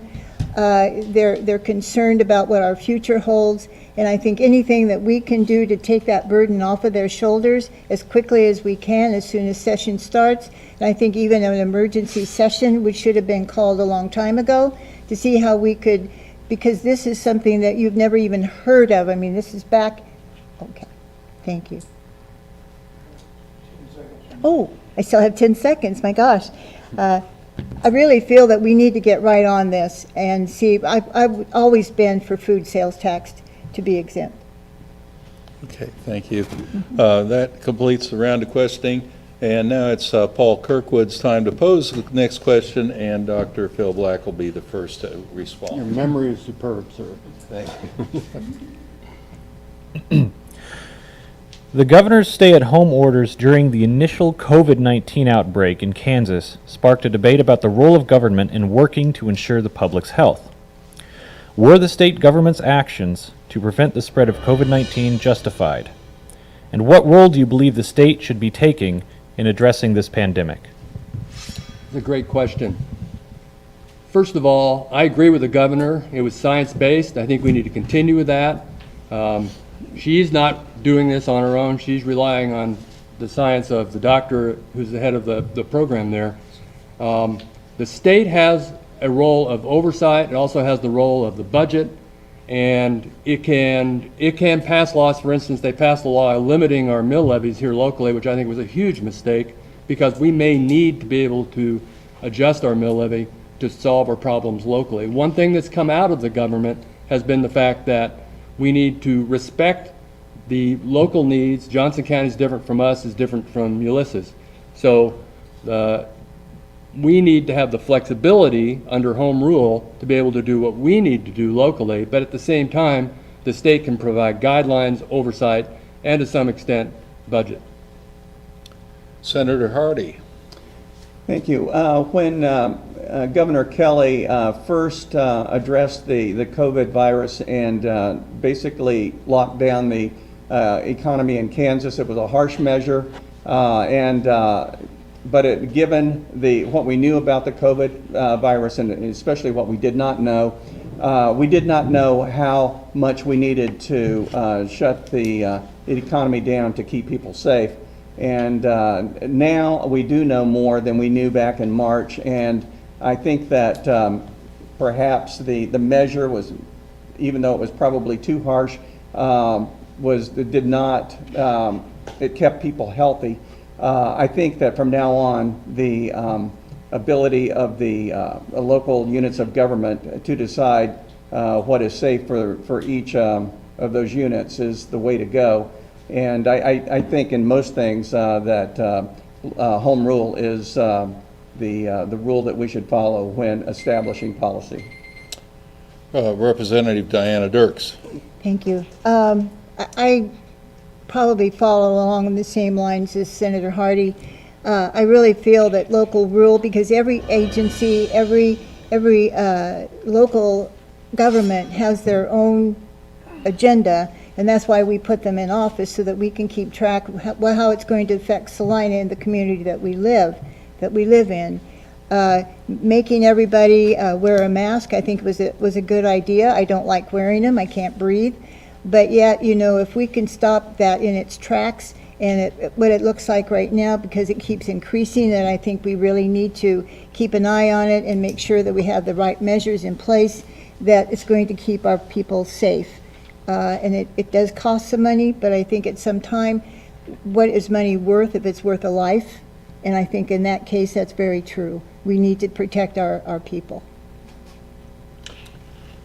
I think the lockdown order may have seemed heavy-handed, but it's something that every governor in the nation did at one point or another. I think that Governor Kelly did a better thing this time with the executive order on mask mandates, because it allowed for cities and counties to opt in or opt out, and I think that Saline County and the Salina City Commission made the right decision, and I also think that compliance is always difficult in a place like the United States, but I think that shaming people over those things is not always the answer. I think asking them to wear a mask, and I also know the state has just received a shipment of 8 million masks, and I think it would be a great thing to ask them to wear one as they are being handed one, provided by the state and distributed across every county. Okay, thank you very much for this round. And it's back to the Salina Journal. Mr. Aaron Anders has questions, starting with Senator Hardy this round. Thank you. Kansas schools have had an increased need in trying to find quality teachers to fill vacant positions in our education system. How could the state of Kansas support current students who are pursuing a degree in education, or how can we promote teachers to come to Kansas? Coming from a business background, I would think that the best way to be able to attract talent to come to Kansas and teach would be to be competitive with pay, and that is that's something that is a constant struggle. But I think that it's the one that ultimately will make the difference in Kansas, no matter if it's in the high school level or pre-K or wherever. I like that approach. Diana Dirks. Thank you. It's in our Constitution that we must fund our schools. We need to also ensure that the kids never again have to sleep in offices, those that were foster kids, because of lack of funding. I think we need to take care of the people who live here, provide them a quality education, make sure that we retain our teachers by being able to give them adequate pay, or else they'll probably go somewhere else. I think we have a great set of instructionists here already, and we hope to keep them that way. And our kids have a great value in that, and it starts at home, goes to the school, and we should appreciate the teachers that we have here and make sure that they're paid adequately. Mr. Holmquist. As a teacher, I'm pretty familiar with the process of becoming a teacher and current processes with KSDE, the Kansas State Department of Education. I know that KSDE has put up some serious roadblocks for people to become teachers. There are endless endless tests and hoops to jump through. I think that there are some things that KSDE can do a little bit differently to help make it a little bit easier for somebody to become a teacher. And we also have to make sure we don't turn to Brownback 2.0 and cut funding from schools and do all the things that all the mistakes that we have been made over the past decade. Because that was one way we started losing teachers in the state. And I think adequately funding schools plus providing for better teacher salaries is one way to keep teachers here and to get them here. Thank you. One of the reasons why we have all these regulations is because there's a general public distrust, I think, of public education, which is unfortunate. But every now and then you'll hear somebody say, well, you need to take somebody who's been in the business world and put them in the classroom. I tell you what, you take somebody from the business community and put them in an 8th grade class, and I would pay to sit there and watch that, because they won't last at all. What we need to do is to make sure that we, first of all, that teachers have full due process. I want to go back to allowing teachers to organize and to allow them to have their pay taken, their dues taken out of their pay. They should be able to organize, as should all public employees, because they're all valuable to us. And that's part of a philosophy that says, starve the government and let private enterprise come in. Well, going back to that guy in the classroom, that's what happens. And that completes that round on that question. We're now back to Mr. Kirkwood of Salina Media Group. Connection. I always say it wrong. Sorry. All right. What's your view on the state of racial equality in relation to policing practices and the criminal justice system in Kansas? And what changes, if any, would you support? Who starts? Diana Dirks. I believe that we should support our community, our first responders. I even send out a card on that. Yes, you do have some incidences. You know, it doesn't always happen in rural Kansas. It's usually in the bigger cities. I was born and raised in Los Angeles. I wouldn't want to move back there right now, to be real honest with you. I feel very safe here at home. But we do need to make sure that they are adequately paid. They are out there saving lives. They are there when we need them. Fire department, first responders, and that also includes the military. So I'm a true advocate for trying to keep them here as much as we can, because we do need them in our community. Ryan Holmquist, please. First, let's be clear that Black Lives Matter. We must support racial minorities targeted by law enforcement, root out racism wherever it exists, and we also must get law enforcement better training. But we also have to keep in mind that years of brownback cuts, police have had to do so much more, serve as mental health professionals, and they are oftentimes put in situations where they are undermanned and equipped. We need to provide the necessary resources for our law enforcement. I believe that we can hold our law enforcement in high regard at the same time that we can also hold them to a high standard. And I believe that we should have meaningful discussions, which I think that the community has begun some of those, and we should also provide the necessary resources to make sure that we have a safe and a good community. Thank you. Dr. Black. Before we could talk about that, we need to understand what we're talking about with white privilege. My family came here 400 years ago on the Mayflower. John Alden on my mom's side and Stephen Hopkins on my dad's side. But 1 year before that, slaves arrived. And because of the slavery, there are people in my district who cannot trace their ancestry back to when they arrived in America. The fact that two white men can sit here and talk on and on with great detail about how long our family has been here is itself a privilege. But privilege isn't character.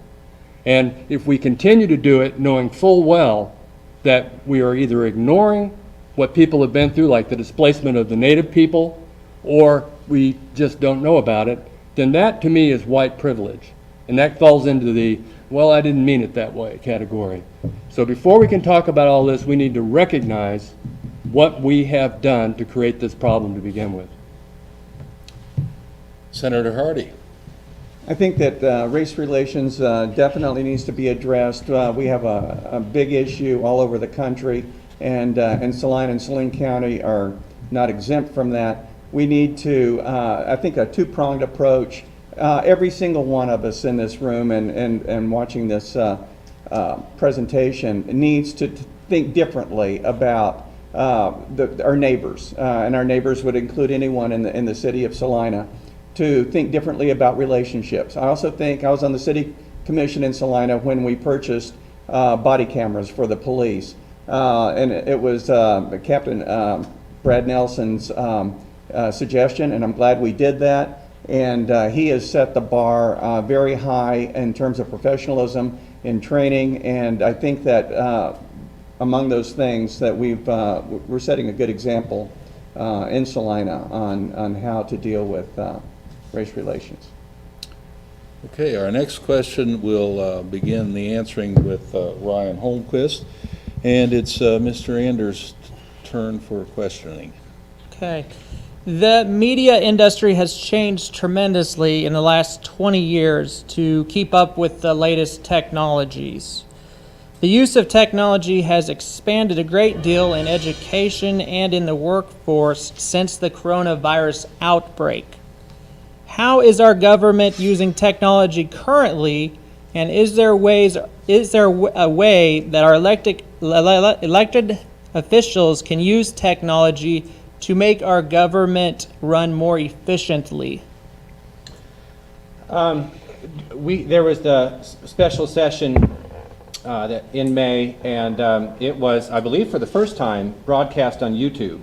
Correct me if I'm wrong on that, but there was the House and Senate, and they broadcast committee meetings, and that is a level of transparency that I have not personally seen before. I've spent years listening to the audio recordings on kslegislature.org, but YouTube provides a much better, bigger, wider experience, and I think that's really important for the transparency in our government. With regard to schools, well, first, back up. I think that if the pandemic continues, I think that we have to do some things utilizing technology like Zoom or YouTube when it comes to agency meetings, governmental meetings, things like that. Schools have been doing a fantastic job. I'm an employee at USD 305, and they have done amazing things over the course last spring very, very quickly in order to respond to at-home online learning. And I know that from a meeting I was at last time. Thank you. Dr. Black. Isn't it ironic? I think I'm the only one up here using an iPad. Well, here's the thing. I've been involved in online education one form or another since 1993. And what you need to understand is that really it's the difference between live and not live. So in a live environment, it can be like this. It can also be over Zoom. It could be on the telephone. A not live environment is where it's asynchronous. The student is given homework. They do the homework, they come back. It's the same thing in the online world. So that's the first misunderstanding that I've seen over and over again. Those can be put together either in some combination or as a whole. And while the state should provide guidance in this, I think we need to let the teachers do what they know how to do best. And I know I learned from other teachers, and I'm sure others have learned from me. So let's let the teacher loose, give them the resources, give us the patience to do it, and they'll do fine. Senator Hardy. One area that comes to mind immediately for me is when we came to this point of dealing with COVID, we had a massive unemployment problem on our hands, and it made it painfully clear to legislators that our computers that were processing unemployment claims and the Department of Labor were woefully inadequate. They ran COBOL, and these people don't even know how to deal with that anymore. And so it's something that needs to be addressed in every agency in Topeka to make sure that we have resources to communicate effectively with people in the state and know how to solve problems in an efficient manner. Diana Dirks. It just makes for more availability with people. I mean, instantaneously you can text someone on a phone and have them right there, and you can watch them. I started out as a key punch operator, and the great big files, and now you have something I can carry in my purse. But, you know, and I have to admit, I'm still learning some of this technology. But I think by having the technology, we've been able to continue to educate our kids safely. They can stay at home, do their homework. I know it's not something that parents probably want forever, but, you know, the kids would want to be able to socialize once again, and hopefully that'll happen soon. But I think it's probably saved a lot of lives by not having close proximity to someone who may be having the virus itself. And it's something that's not going to go away, unfortunately, for a while. So I think we're going to be in for a long haul. But at least it keeps people communicating with each other. They're not stranded out in the middle of nowhere with no one to talk to. They can still communicate, still have some source of... Thank you. We originally planned this for 6 candidates, and it's not worked that way. So do we still have questions available? Yes, we do. Okay, Paul Kirkwood's got another question for us from Salina Media Connection. And Phil Black's first on the response. All right, so I'm going to sidetrack away from COVID just for a moment. How can you do that with these things on? I keep doing Do you support the legalization of marijuana in this state to any degree or in any capacity? Why or why not? You know, it's interesting that the Republicans they're easy on letting the economy take place over health concerns. So if that's true, why don't you just legalize marijuana? I don't get what the problem is. If that's how you are, if you think the economy is more important, then just legalize it. Colorado made $300 million last year in 2019, and we're going to see shortfalls coming up. So I guess from my viewpoint, there are all sorts of problems with legalizing marijuana, but we have 3 states around it that have it legalized in one form or another. I say let's just roll the dice and legalize it completely. Make it recreationally legal, get the tax money, help to get us back to normal, and we'll just have to deal with the problems as we go. Senator Hardy. When I was knocking on doors in 2016 in Solomon, there was a young family that was living in a home, and so I asked her what's important to her, and she said, you know, I wish we had medical marijuana, or at least access to medical marijuana. And I said, well, go ahead, explain that. And she said, well, we have an 11-year-old son who has seizures. And the only thing we found so far, and just recently, is that medical marijuana will calm those seizures, and he can live a somewhat normal life. And I said, well, I'll tell you what, every year, every chance I have, from now on, I'm going to vote to in favor of medical marijuana.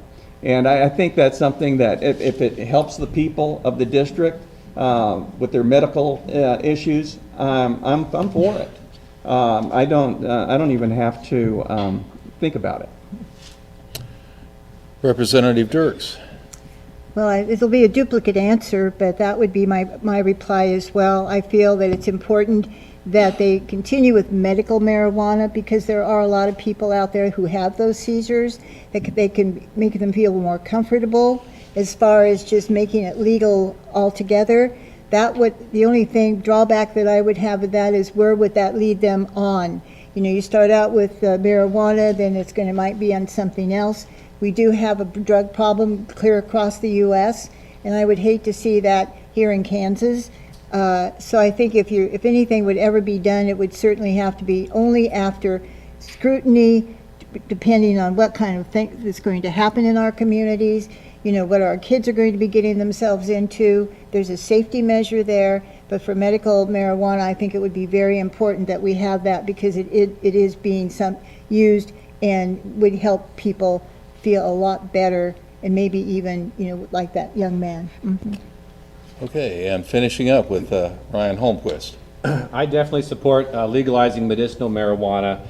We know that it helps a lot with, especially with veterans with PTSD, cancer, leukemia, seizures, as Senator Hardy said. I strongly support those, of course, with some safety measures and make sure we get things in place at the state level and local level so that we prevent minors from accessing such substances. It will raise revenue and for the state in an uncertain time. And also, I would add to that, let's get some people out of jails who are low-level drug offenders so that we have room for the people who need to be there. Thank you for these responses, and thanks for the question. It's interesting to see we have 3 medical for sure, and 1, let's do Let her go. whatever can be done and keep it under control. And I'm not supposed to be commenting on the comments. I'm sorry. I'm not going to do it again. And it's Mr. Anders' time to pose another question. And now I've forgotten who starts. Was we're it back that to- marijuana? The guy getting 23 off? I think it's lack of caffeine at least. At any rate, where are we? We're back Senator to Hardy. Mr. Holmquist. They're pointing, they've got it. They've got it. It is Senator Hardy All takes right. this question from Mr. Anders. In light of the raising unemployment rate, what is your economic plan to attract or grow business within the state of Kansas? Senator Hardy. Just starting in 2018 actually, the state has beefed up Department of Commerce, and it has now opened offices in Mexico and China to attract business to Kansas specifically. And I do know there are projects in the wings that are considering Kansas because we have a lot going for us. We take a lot of things for granted that other states don't have.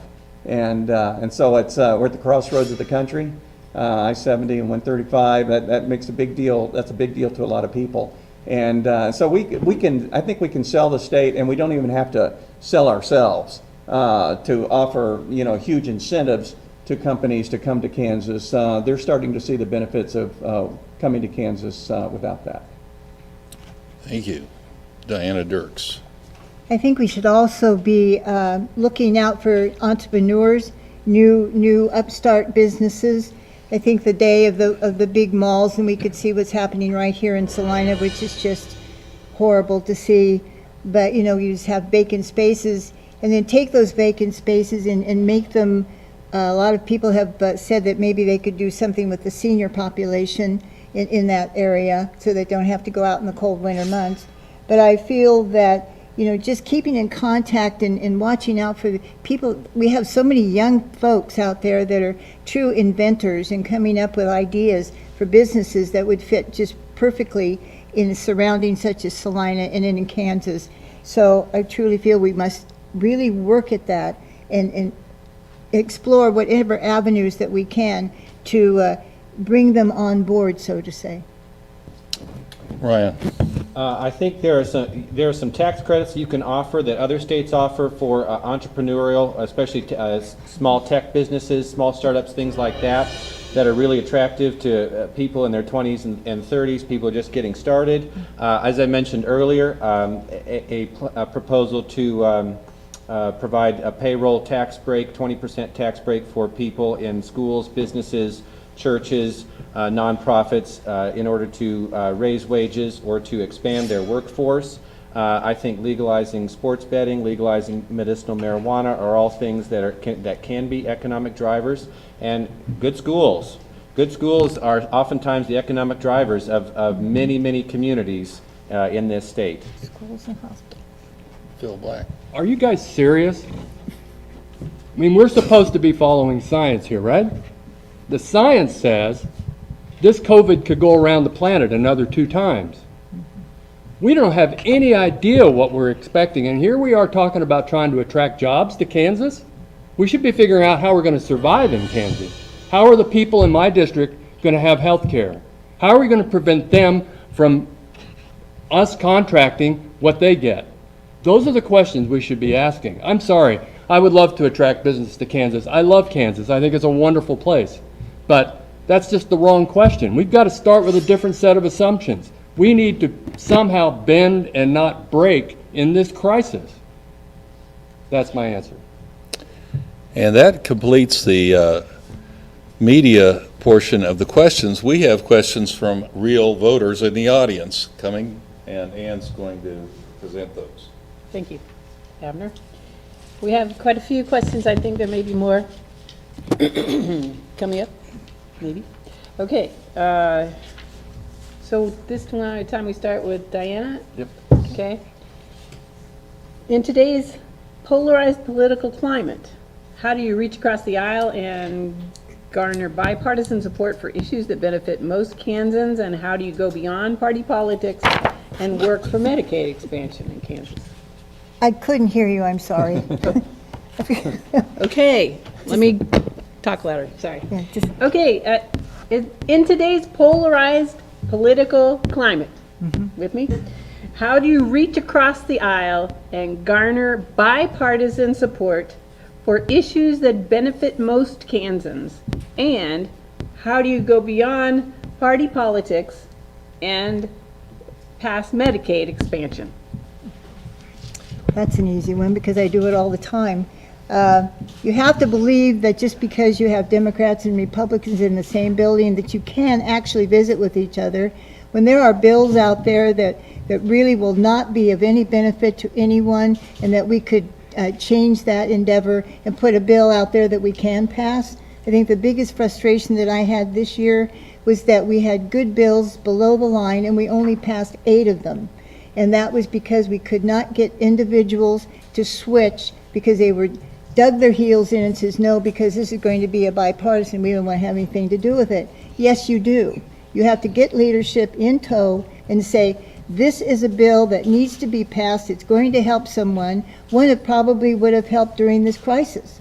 So you have to work bipartisanly and put your heads together and see how you can first enhance upon that bill, make sure that it's going to be able to be passed, talk to the Democrats and to the Republicans together, say we have to use ourselves and get this done. Maybe even bypass leadership. Ryan? I want to tag on Diana's very last thing. Sometimes it seems like there's a huge agreement amongst most members of the House and Senate about a lot of really big issues, and it seems to be sometimes that leadership stands in the way. And I think that there's definitely some work that needs to be done with the views and communication between leadership and the rest of the bodies in the legislature. Communication is definitely key. I have already some really good acquaintances and friends that I have met who are members of the legislature who are not a member of my party, and we have talked about some issues that we have in common, and that of course is the thing that we have to start with, is start with the things we have in common. You put put a few pennies in the bank so that you can take out the money that you need later when you really need something, and that's a good way, I think, to start working and moving forward. Thank you. Phil? The very first thing you need to do is to recognize that the person with whom you are speaking is a human being, and my assumption is they really truly believe that they're doing the right thing for the people of Kansas. So that's the first step. Now, I've been teaching college American government for years, and the students come in, man, I'm ready to show these people. But when they get to the assignment where I require them to articulate the opposing position in a rational, in a reasonable way, that's where they stumble. But you cannot expect to persuade somebody if you don't understand and can't articulate where they're coming from. So that's something I've worked on for years, and my experience in the community as a Democrat with a target on the back, right? There he is, get him. So I've learned to work with people and learned to understand where they're coming from. That just comes from experience. Thank you. Randy? In the Senate, there's 40 senators, and so the important number there is 21. It takes 21 votes to pass anything.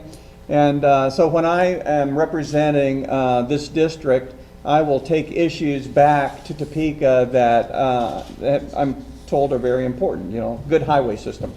And so when I get back to Topeka, all I have to do is I say, well, who's in favor of highways? Raise your hand.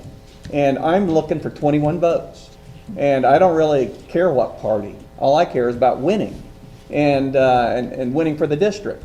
And I've done that several times, just walking around chatting with other senators, and that's the other thing you do. Not 10% of the work is done in the chamber, 90% of the work is done outside the chamber in offices and the hallways and the rotunda, and that's the part I really enjoy doing. I have good relationships with every senator. Thank you. The next question starts with Ryan. Is that where we are? Okay.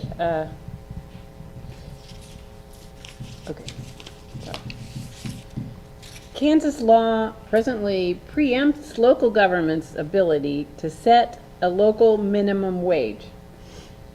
Given comments in support of home rule, would you as a legislator work to overturn this preemption, allowing Salina to set its own minimum wage?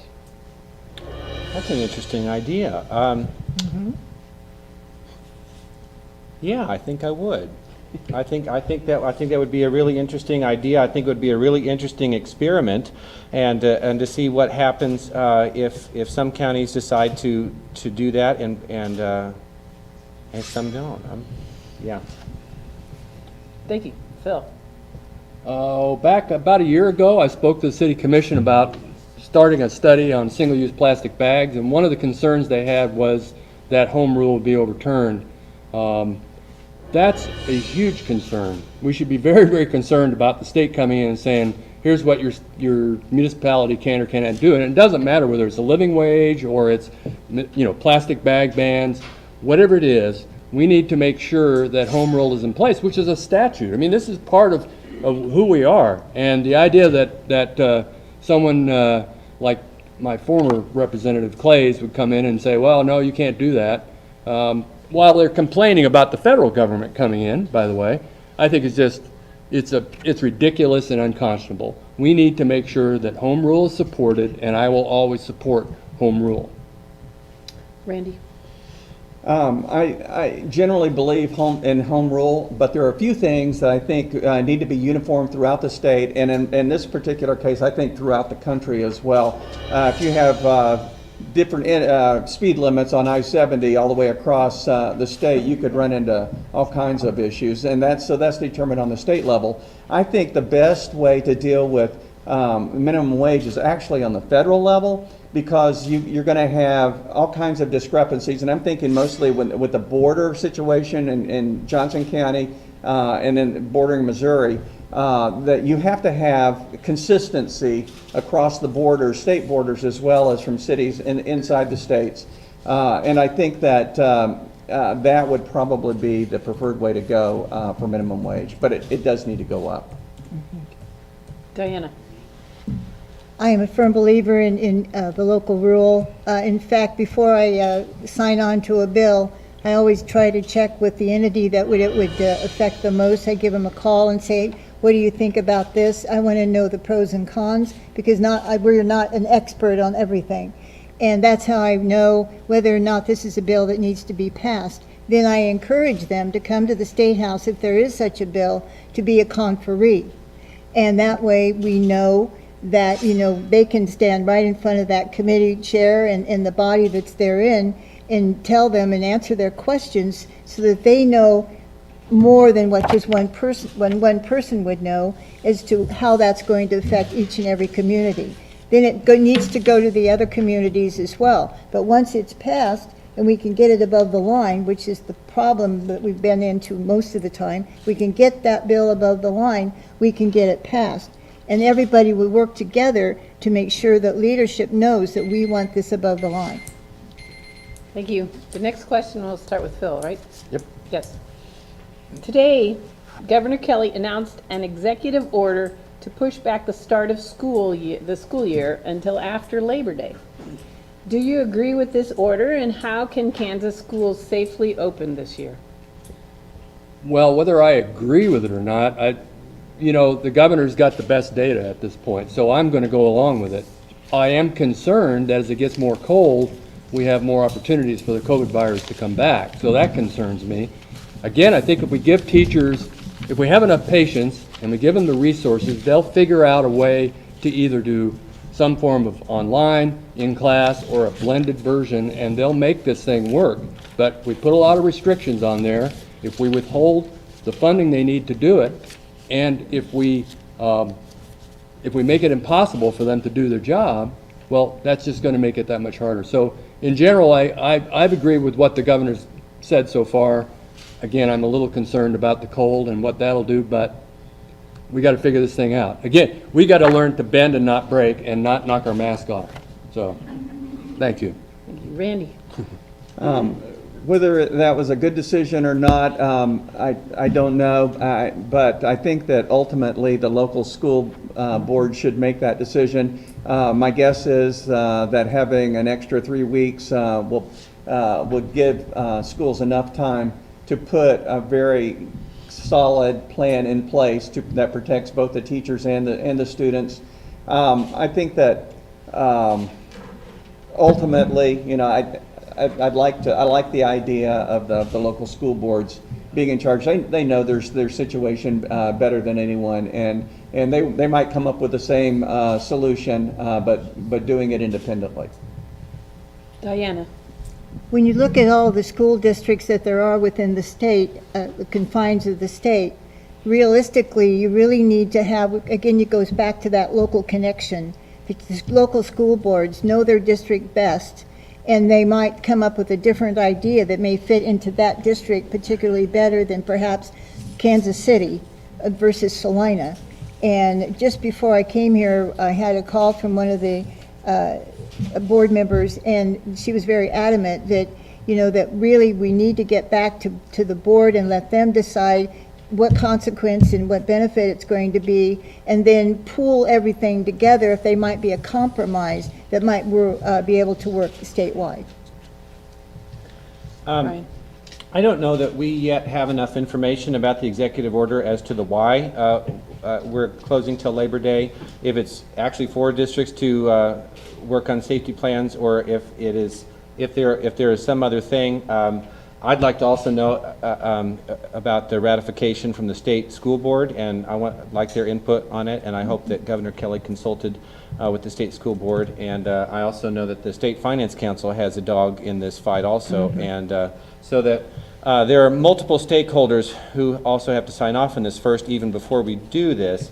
But we also have to consider the health and safety of our students, faculty, staff, and of course our community as well. And if that is the number one reason, I think that is something to support. But again, there are some school districts out there that don't have any cases in their community, or they may have 1 or 2 cases, and that's a little bit different from Wichita or Salina or in the eastern part of the state. So I think there has to be some flexibility and local control.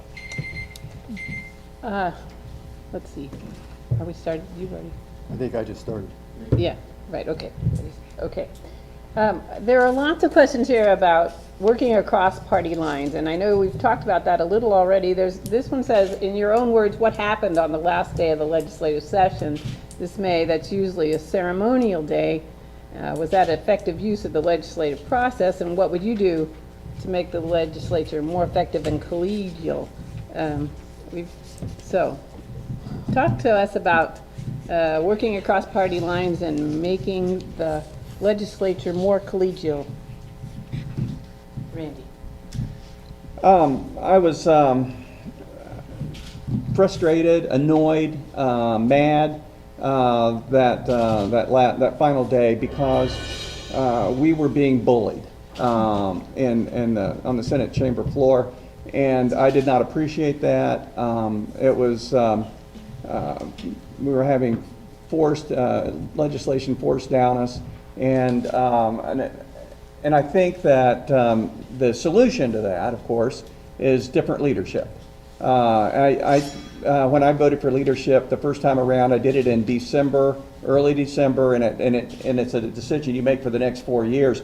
I really didn't know the leadership all that well. Now I do.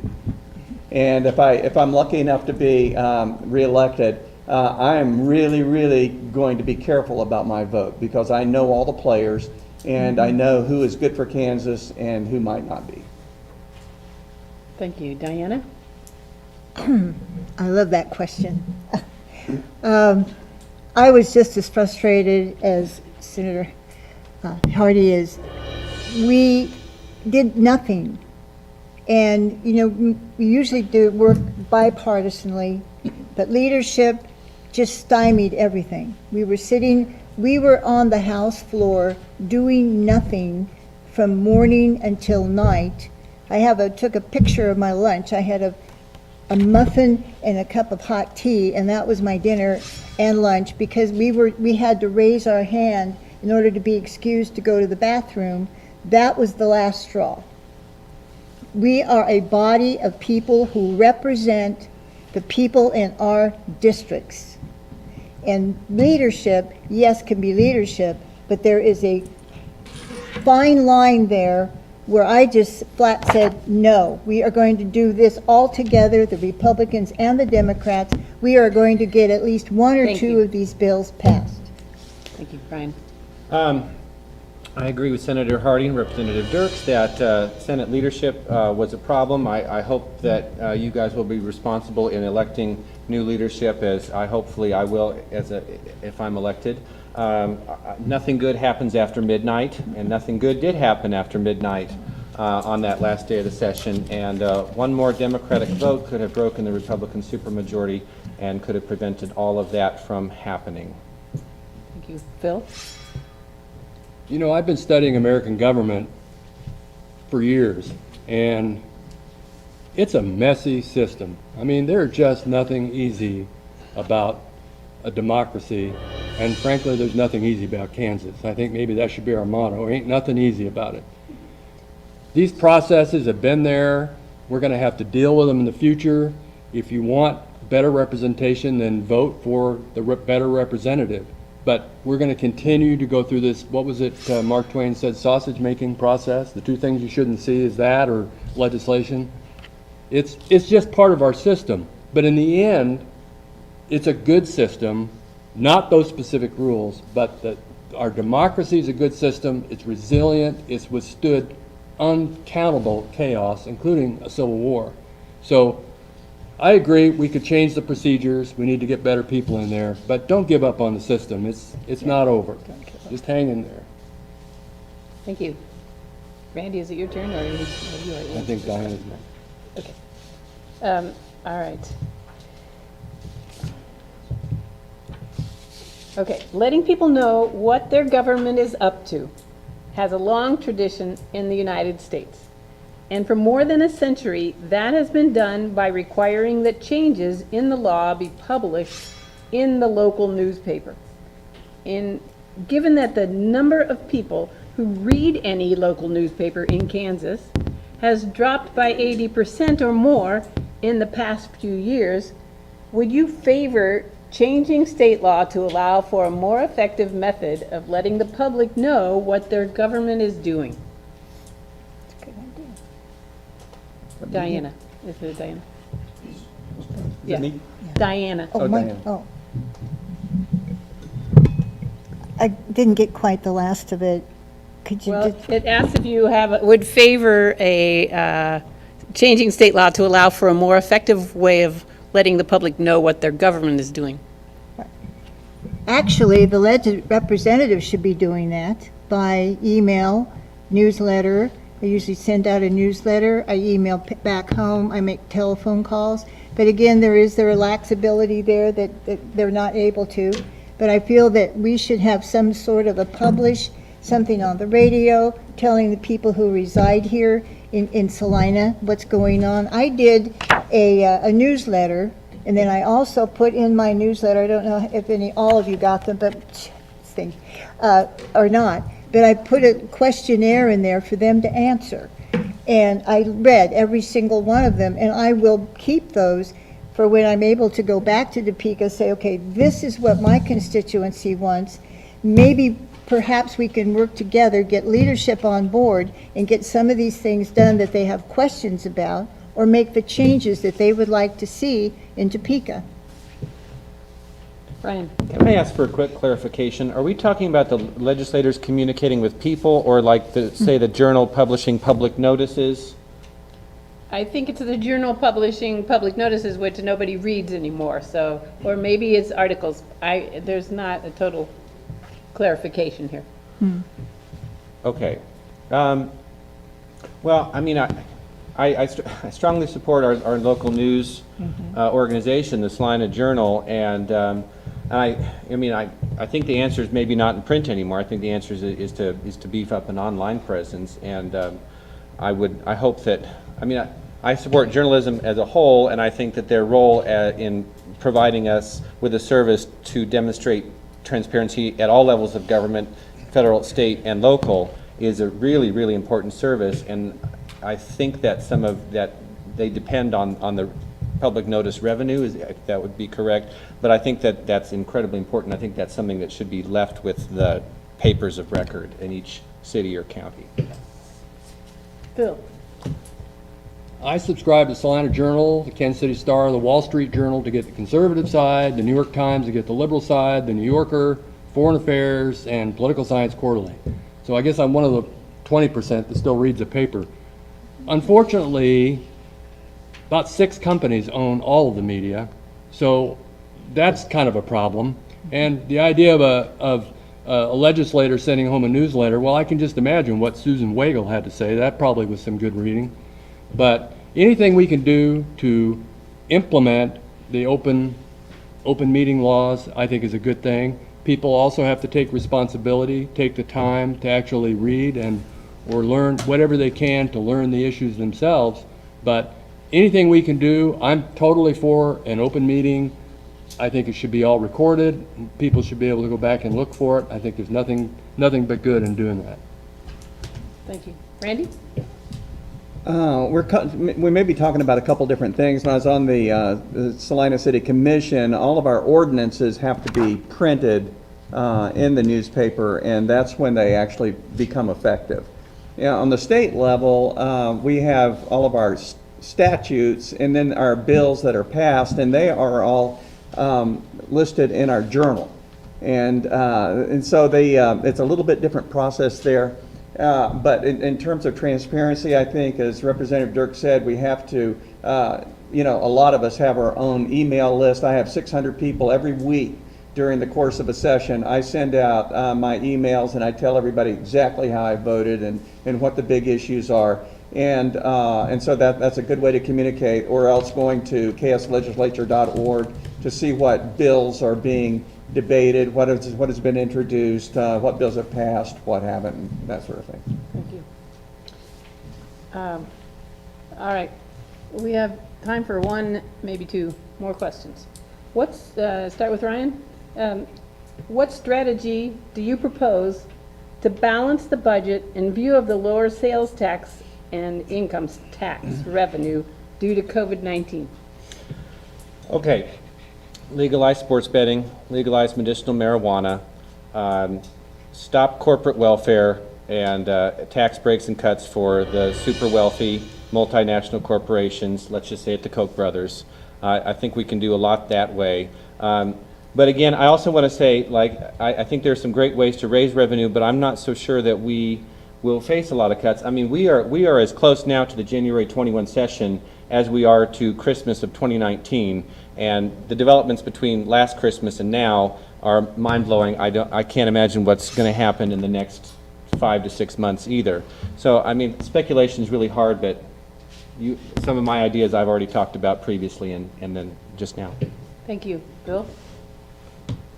Well, the Wichita Eagles, another paper, by the way, had an article in January 2019, I think it was, or was it a year ago, or this January? Anyway, they said that because of exemptions, we're passing up $1.9 billion with a B dollars.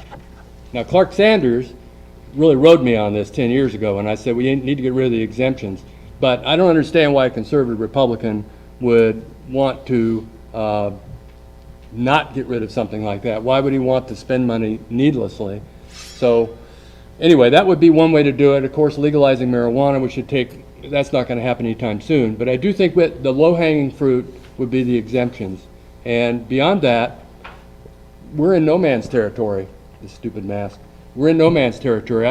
It's unclear how this is going to be in the future. We don't know what our revenues are going to be. So we need to be resilient, be able to bend and not break, and let's grab the low fruit. Thank you. Randy? I was so proud when we reversed the brownback tax policy back in 2017 and put the LLCs back on to the tax rolls. The tax revenue started coming in again, and when we left in 2019, we had $1.1 billion in a rainy day fund. And thank heaven we had that, because COVID has just wiped all that out and created a $1.3 billion hole now that we have to fill by June of 21. It's going to be a really hard, difficult problem to resolve. Anytime you want to raise taxes, that's very, very difficult in the legislature, and it's good that it's difficult. And we'll be looking for things. We'll be looking for idle funds. We'll be looking for increases in budgets that we allowed this last budget cycle. Diana? We'll be looking for other ways Have to to use Randy, we money have to stop you differently. there. Stop. Yes. Diana? I couldn't memorize this, but I will cover a couple of things that happened. This was Senate Bill 30, and it talked about from Brownback's, what they did in that turn, said the bill allows an itemized deduction for individual income tax purposes, 50% of medical expenses currently allowed under the federal law. The amount is increased to 75% of the federal allowable amount for tax year, 100% in tax year 2020, and itemized deductions for mortgage interest and property taxes paid. So they were ratcheting it down to where it would help the taxpayer. Child and dependent care tax credit that had been repealed in 2012 is restored. Credit is set at $12.50% of the allowable federal amount for tax year 2018, and then it just ratchets down. You cannot have a budget by cutting taxes. You have to be able to know what your budget's going to be, because nobody knows what the incoming income's going to be, and especially during this time of an atmosphere. Thank you. Yeah. That is all the time we have for audience questions, so I will turn it over to Abner for the closing remarks. Okay, we have folks here running for 3 different positions, and kind of an unusual situation. So what I'd like to do in the closing comments is group things by the positions and not worry about whose turn it is next necessarily. I think I will start at this end of the table and go to my right, your left, and start with the first race. The first race is Democrats choosing choosing the candidate to run against Clark Sanders in the 69th district. So these 2 gentlemen, Dr. Phil Black and Ryan Holmquist, are the candidates. They both showed up. They both shared their views. I appreciate that very much. And We're Democrats. and we will start with the overly eager, the very Outgoing. Dr. Phil Black gets his minute, followed by Ryan Holmquist. If we could do that, starting now. You know, imagine you have a business and you decide you're going to open an office in Topeka, and there's only going to be one person working there, and you have 2 candidates. One who has 18 years of related experience and the other one doesn't. That was a kind of a clever metaphor I came up with after Ryan filed. But with this COVID-19 virus, we have unprecedented challenges. We have no clear idea what the future is going to be. Every single decision we make in the legislature will be consequential.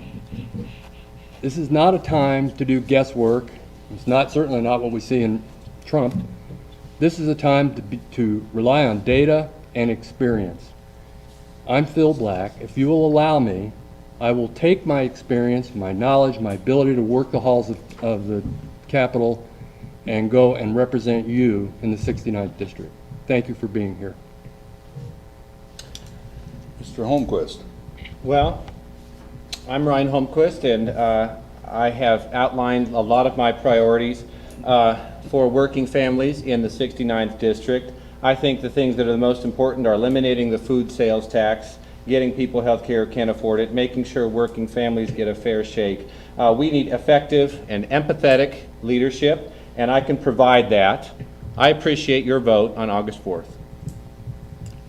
Thank you, candidates for House District 69. Now, in the House District 71, Diana Dirks is a Republican choice. It's the Republican choice to see who will run against Jeff Zammerslaw, I believe. No, Stephen Howe. I still But- have a primary. The two Republicans are Stephen Howe and Diana Dirks, and the winner of those two will face in the final election Jeff Zammerslaw, I believe. I believe. At any rate. Stephen Howe chose not to be here. Diana may make a minute of closing remarks, please. Again, it's my honor to be here and to hopefully answer some of your questions. And if you ever have any additional questions, please feel free to call me. On my card, I put my telephone number, I put my email address, because of those who I might not be able to visit with because of the restrictions of space. And that way, they have it right there handy, because you never know when you're going to come up with a question. It's been my honor to serve you in Topeka. I will continue in the same aspect as I have in the past years. It's going to be difficult. Some of our meetings are going to be difficult. They're going to take some really tough decisions. I think experience is really going to play a big part of this, because we know what's happened, what type of allocations we can come up with, how are we going to fund some of the situations that we find ourselves in. But the biggest thing is each and every one of us, whatever district that they serve, we have to remember that they are serving everyone, Republicans and Democrats, when they go to their vote. They have to listen to each and every one of them. Thank you again for inviting me. In the 24th Senate District, J.R. Clays is running against, and he's absent today, against Randall Hardy. The Republicans in the primary, August 4th, get to make that choice. There is no Democrat or independent running for that position. So, Randall Hardy. Thank you. Closing. During my term in office, I have made constituent service a hallmark of my work in Topeka and at home. I answer constituent emails, I return telephone calls, and make time for district visitors to the Capitol. I present Senate tributes to residents turning 100 and help district residents resolve issues like unemployment insurance. I make annual visits to local governments and school boards and communities throughout the district. I write thank you notes daily to State House visitors from the district. I truly feel honored to be visited by local residents. Lastly, my office number in Topeka is forwarded to my cell phone while not in session. I have worked hard to represent the citizens of the 24th Senate District well. In my mind, the voters in the district are my bosses, not special interest groups in Topeka. If re-elected, I will continue to work for you, your families, and your businesses. You can learn more about my campaign and get involved by visiting randallhardy.com. I ask for your vote on August 4th. Thank you. Thank you so much to all of the candidates, and if we had an audience here, we would give you a round of applause. Let's give each other applause.